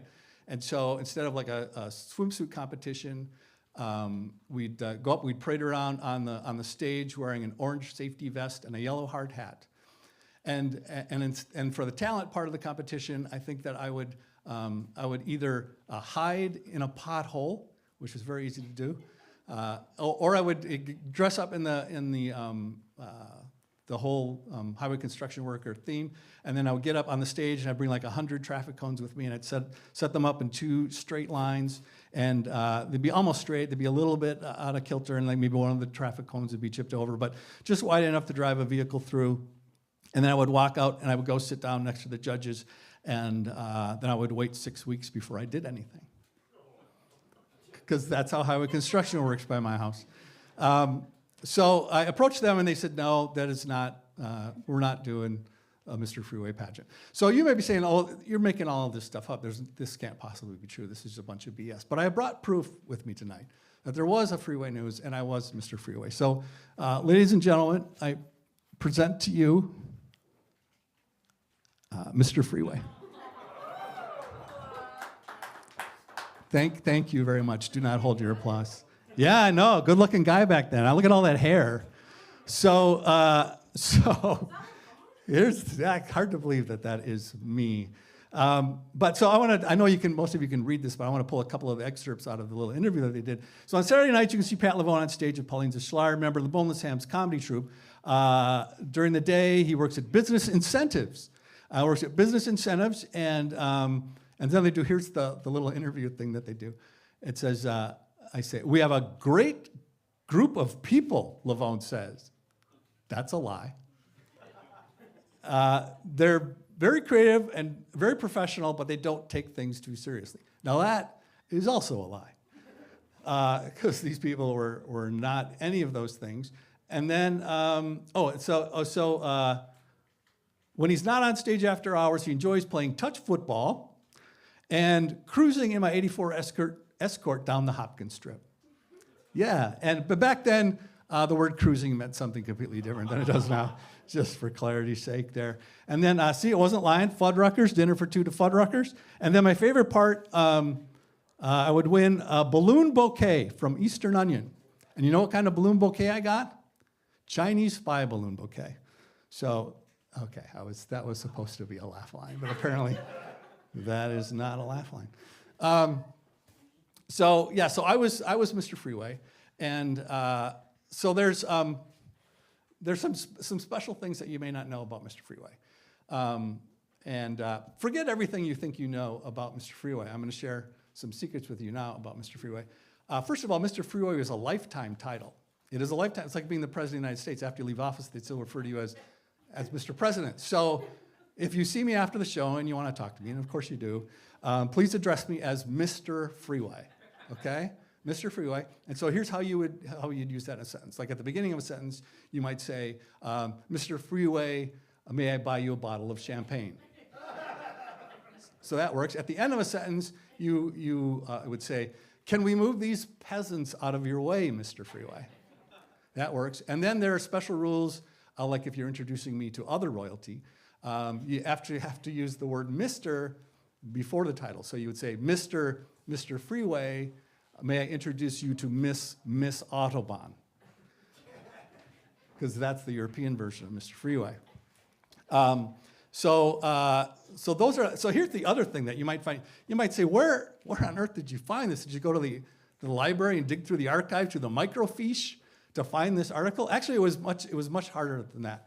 I'll explain the process. First, I had to bend back the little metal tabs on the frame, and then to get the frame, I had to pull that off of the wall, and then to get it off the wall, I had to climb onto my bed.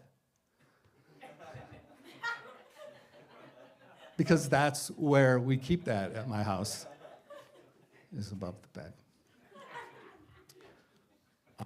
Most of this stuff is true.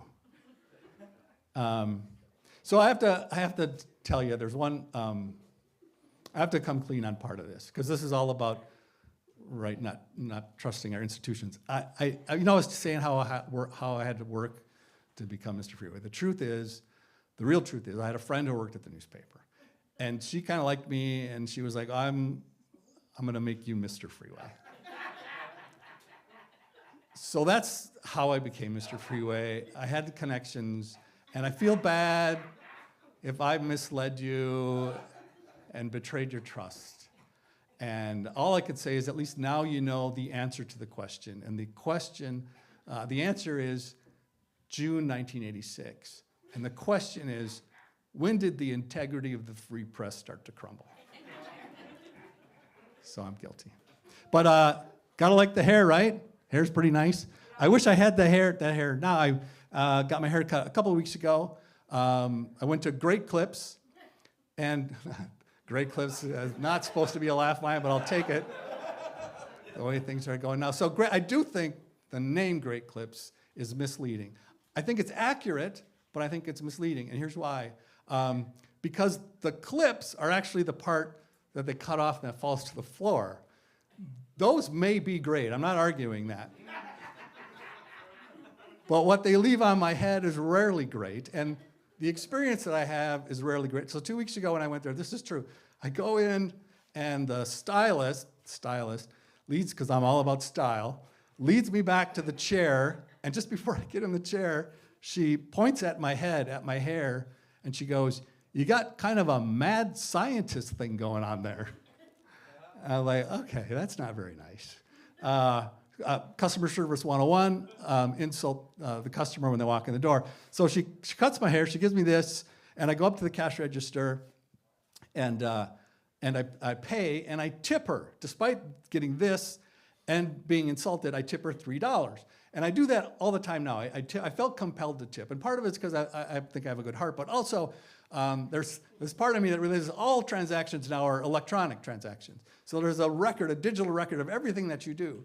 So I know the next time I go back to Great Clips, they're gonna pull up my record and they're gonna look at it and they're gonna see, first of all, that I have Frankenstein hair, and then secondly, that I tipped or I didn't tip. And if you don't tip, then the stylist gives you the Edward Scissorhands haircut, if you've ever had one of those. So I'm very sure about tipping whenever. I don't know if you can notice, but I got the bald spot, and you're like, dude, you do not have to tip your head down for us to see. You could have stood straight up on a ladder, and we could see the enormous bald spot growing on your head.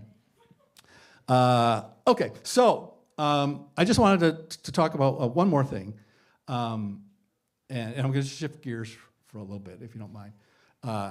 Tonight, I'd like to talk about, I'd like to say a few words about Jesus. No line in English language strikes terror into people's hearts more than I'd like to say a few words about Jesus. Even Christians, you know, if a Jehovah's Witness comes to the door, they're like, no, we're not talking about Jesus. Forget that noise. But this is a true story. And no matter where you are on the religious spectrum, and I saw some of it earlier on the stage, no matter where you are on the religious spectrum, whether you're an atheist, agnostic, moderately religious, or a devout religious person, you can relax for this story. I promise you. I'm not going to try to convince anyone that's atheist or agnostic to have a more religious perspective. I'm not going to insult Jesus. This just happens to be a true story, and the core of the story, the core element is Jesus. So just relax. I think you'll enjoy it. So this is June of 2021, middle of the pandemic, and I'm fortunate enough to be working from home. And, one thing before I talk about Jesus, I want to talk about, go back to my hair for a second. So the thing that I got here, sorry, this is why Fearless is so great. You can screw up and just go right back in the middle. The thing about my hair right now is I have this thing. When your hair gets this thin, you have two choices. Three choices. You can either shave your head bald, which I'm just not ready to do yet, or you can go with the comb over, right? Like your Uncle Ed probably has. By the way, the comb over is a hairstyle that says, I've given up completely. Or you can do the swoosh back, the straight back, right? Like the Italian mafioso. So you got three different options. And so what I've done is I've combined the comb over with the swoosh back. Something I like to call the swoosh over. And so this is the swoosh over. It combines the anti-masculinity of the comb over with the false machismo of the swoosh back. And so you might be thinking, well, that's ridiculous. Well, of course it is. But what I have done is I have trademarked the swoosh over, sharks, wrong show. But every time you go into Great Clips and ask for the swoosh over, I get a 15-cent royalty.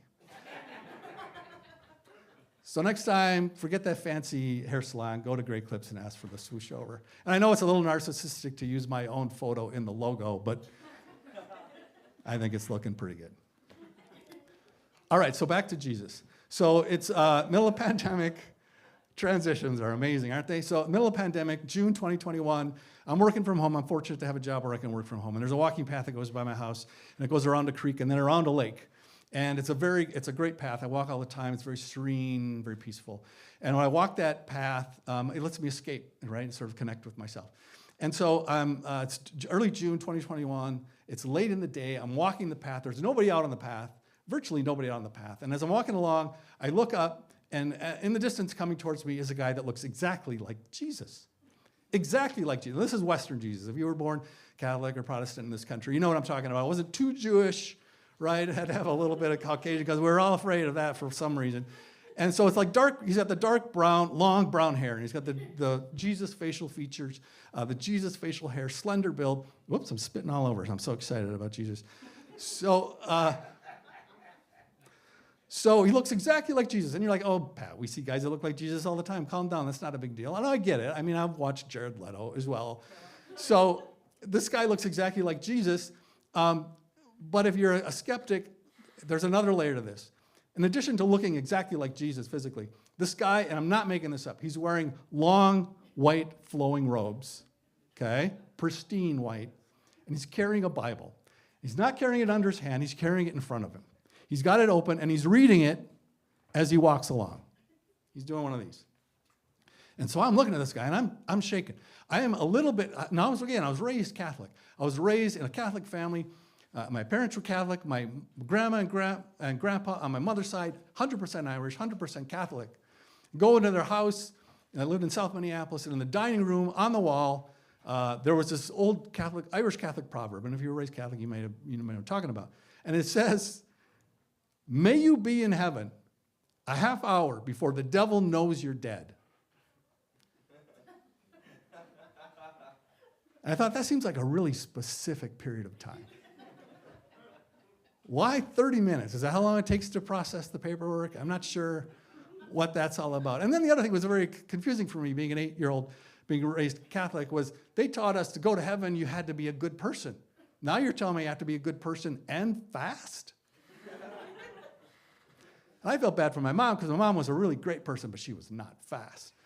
So I was very confused by that. So anyway, I'm walking, so I'm steeped in this religious upbringing, this Catholic upbringing, and here's this guy that looks like Jesus, and he's got the thing, and I'm visibly shaken. I'm starting to hyperventilate a little bit. I'm like, is this it? Is this what happens when you die? It's not the Grim Reaper. It's Jesus himself comes to get you. I'd had several people in my life die at that time, and I was had a lot of existential thoughts and sort of getting in touch with my own mortality, and this guy is coming at me. Now you might be saying, look at Pat, I'm still not buying into it. Okay, here's the third layer, and this is all true. It's late in the day. God, I'm spitting again. It's late in the day. The sun is setting behind Jesus. So Jesus is backlit by the sun, and it's like, I'm looking into the sun, and there's like a halo around Jesus from the backlit sun, and the way the light is going through his robes, it's like they're glowing translucently, and it's the most biblical thing you've ever seen. The only thing missing was like a choir of angels. So I was hyperventilating, and we're getting closer to each other, and again, he hasn't acknowledged me at all. He's still walking along, and just as we're about to pass, I look down at his feet, and he's wearing Nikes. And I thought, this can't be Jesus. Jesus, if he came back to earth, wouldn't be wearing fashionable athletic footwear made by child slave labor, right? Jesus would not do that. And then as I walk on, as we pass each other, I'm thinking, well, Jesus wouldn't be studying the Bible after 2,000 years. He kind of got the Bible down, right? I mean, I think he co-wrote half of it. I mean, if he's proofreading, is a little late now. And then I thought, he didn't even acknowledge me. Jesus loves everybody. Jesus hung out with prostitutes and lepers. You'd think he'd make some room for a nerd as you walk by at the park. But that didn't happen. So I said, well, this can't be Jesus as he's walking past. But then I kept thinking about these robes. You guys, if you had seen these robes, it was just amazing. They were glowing translucently. It was blinding, and they were flowing like water. And I thought, where can you get robes like that if you're not Jesus? I mean, you can't walk into the Gap and go, I'd like to see your long, flying, white, glowing, incandescent, biblical robes. And they'd be like, yeah, in the back. The clearance rack, 2 for $1 next to the burning bush. So I'm all confused. So I turn around to look for Jesus. This is 30 seconds after we crossed, and he has vanished. I kid you not, he has vanished. So this either was Jesus or a guy that looks like Jesus named Kevin who had to duck into the trees for a bathroom break as he's walking along the lake. It's one or the other. There's no in between. So I don't know what I've seen. I'm shook up again. I'm going through all these existential things.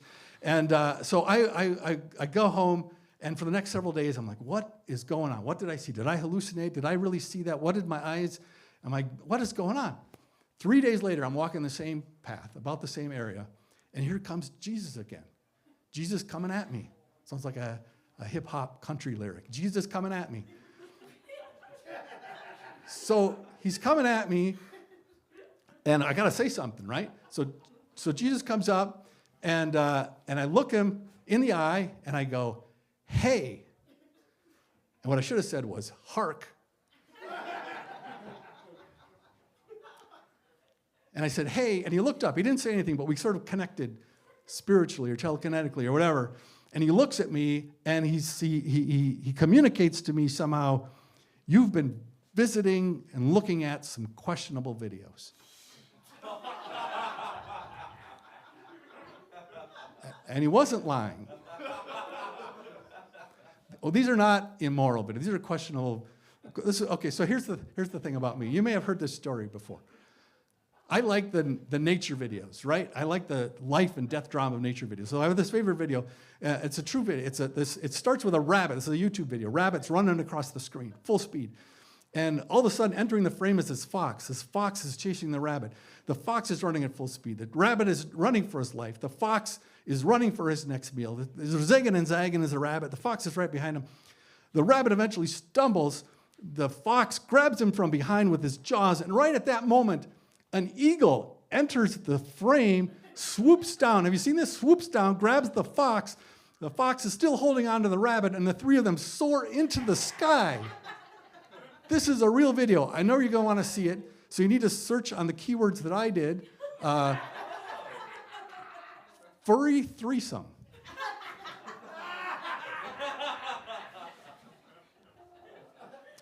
So anyway, I walk past this guy, and I realized at that point that I've been punked. This isn't Jesus. This guy is punking me and probably a lot of other people doing the whole thing. I mean, if you had a friend that looked exactly like Jesus, you'd be calling him every Saturday, right? Like, let's head down to the lake, put on the Jesus, get up, I'll hide in the woods with a video camera, we'll get some reaction video uploaded to YouTube. I would be doing the same thing too. So good on him. He got me. If you know Kevin, tell him he got me for 3 days. Congratulations, Kevin. However, I think this is going to come back to haunt Kevin. Here's why. I think eventually Kevin is going to die, and I think he's going to die wearing the Jesus getup. Okay, and so he's going to go. Kevin is going to go to heaven. And if you're familiar with Catholicism, there's this. We have the pearly gate, and then there's St. Peter's at the pearly gate, and then so Kevin's going to go up to the pearly gate, and St. Peter's going to say, "Welcome to heaven," and Kevin's going, "Oh, thank goodness I made it up here. I thought I was going to the other place." And then he says, "No, you're here. Congratulations, Kevin." And he says, "Oh, thank you." And then St. Peter says, "What's with the getup?" And Kevin goes, "Oh, this. I'm dressing up like Jesus. I know I look a lot like Jesus." And St. Peter says, "Yeah, I see that you look a lot like Jesus." So I dress up like Jesus, and then we prank people. I go around, and we just prank them and make them think I'm Jesus, and it's a lot of fun. People laugh, and it's great stuff. And St. Peter says, "Well, I don't think that's going to go over very well up here." And then Kevin says, No, it's great fun. People like it. They laugh. It's fun. And then St. Peter says, "Well, I'm not so sure. Have you hurt anybody with your pranks?" And Kevin says, "No." And then St. Peter says, "Well, I'd like to introduce you to Mr. Freeway." And that's my time. That's Mr. Freeway. Thanks, everybody. Keep it going for Pat Levon, Mr. Freeway. Thank you so much. You can often find him supporting us at Fearless Lab. Fearless Lab is something that we do monthly at Finnegan's Pub. It is the second Tuesday of the month. We do kind of an open stage for experimental comedy. Anybody can talk to Ryan Bellicor ahead of time, and they can get up on stage, do stand-up, improv, anything with the goal of being comedic. We have some amazing people who have done stand-up for the first time. We have people who have been doing it for years that have tried new things at it. It's a wonderful time, so we hope that you'll join us at Finnegan's Pub on the second Tuesday at about 7:30 for our wonderful, wonderful show. I'm going to bring out some of my friends from Challenges. So I'm Eric Thompson. I'm your host currently. And we have a few minutes before the next show starts. Challenges are ways that you can donate to get us to do extra things as we try to raise money to support local theater. And we have a handful of things. So first, Kara and Jim. Do we have Kara and Jim? So both of you are getting a snack thanks to a lovely donation from some of our friends. Jim donated to get Kara a snack, and Ben donated to give a snack to Jim. So thank you so much for your donations. Enjoy your lovely snacks. Ooh. All right. Do we have James in the wings? We'll get James out here. He's coming. All right. We'll get him up here. Let's do another one. All right. We need Duck as well. So James, come on out. And I'm also going to need our stage manager, Salsa Sterling. Salsa? So we have two things for you, Salsa. First, from Jim, we have a snack for you. Oh, okay. No, you can leave your shoes on. You don't have a Lego walk. That's all right. If you do want to give Salsa a Lego walk because he seems very ready, that is a $25 donation at the box office. But we have a compliment donated for Salsa. We're going to have that compliment delivered by James. No, you have to stand here and have a good friend say something nice about you. So, Salsa, not only are you the person who introduced me to Fearless, which Eric then just brought me into, you are the person who introduced me to Eric. You are the person who is my podcast co-host. You're the person that I love eating ramen with. You're a fantastic friend and introvert. You're a paragon of someone who wants to be left alone but puts up with me anyway, and I appreciate you all the time. There you go, Salsa. And do we have Duck? Duck, come on out, Duck. We had a donation for a spicy challenge. So, Duck, we have some spicy Bean Boozled beans of different levels. They're not good. Am I supposed to spin the wheel? I see the You can pick whichever one you'd like. Go with whatever. I'm taking the gamble with yellow or orange. I don't know what color that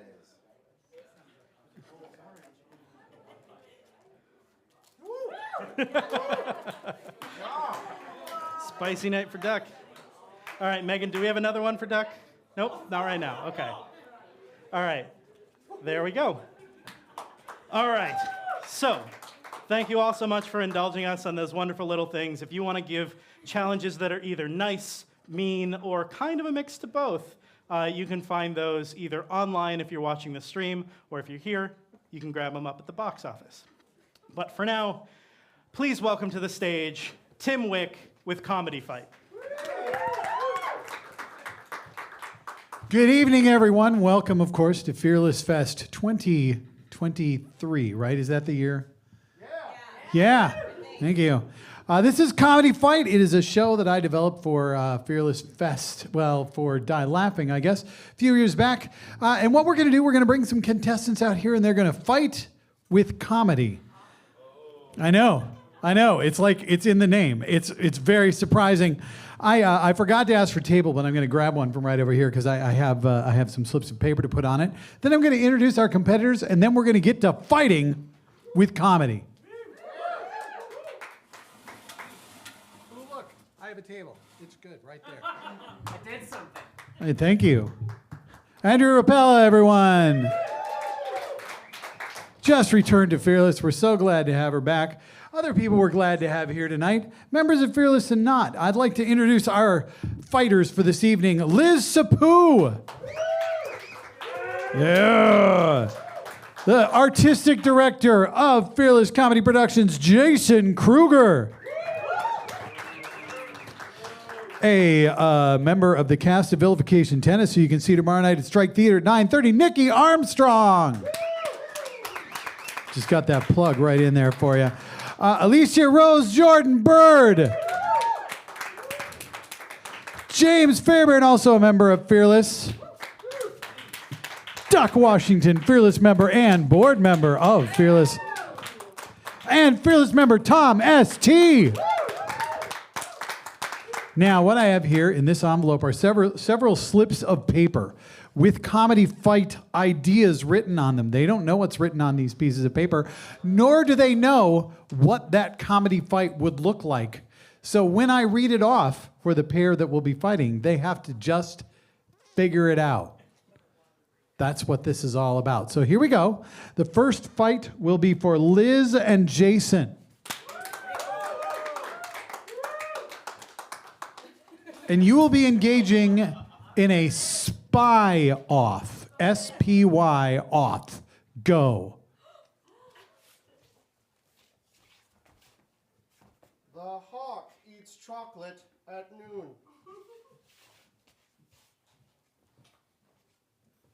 But how many swallows did it take?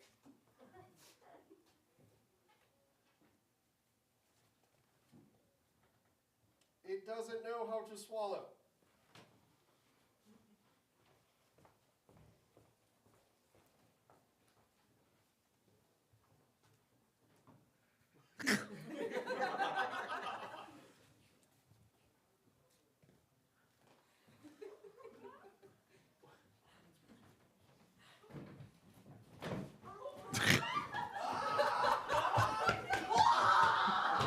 And that's the fight. That's the entire fight.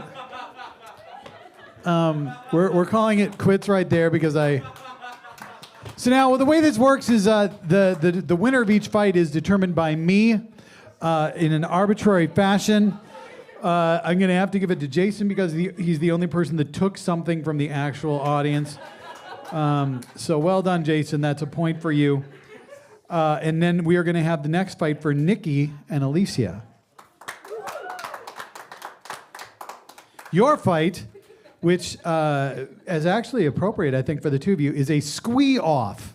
A squee off.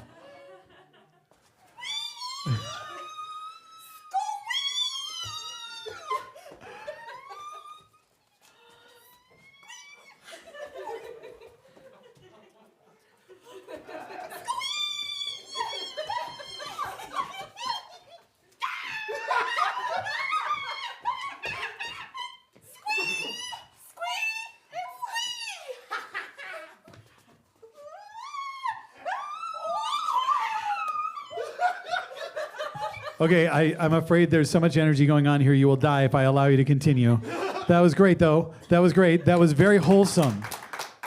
That was very wholesome. I'm going to have to, by a very narrow margin, I think I have to give that to Alicia. But as far as the squeeing goes, that was spectacular. James and Duck, this next fight is for you. You are engaging in a breakfast off.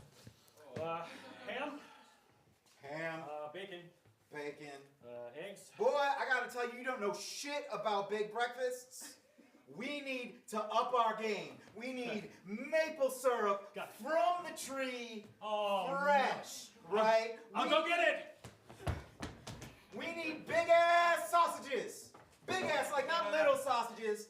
Like sausages that make you envious, right? Tree. Oh, sausages? Oh, you brought I'll the be whole right tree. back. Okay, get the sausages.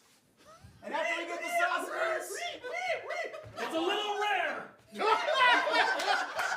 the way I like it. Come here, Penny. Yeah. Oh. Stop right there. Stop. Stop. What did you rate this to? Yeah, that was That was a scene that I think a lot of vegans would show to their friends. This is why I don't eat meat. I'm gonna have to give that to James for having the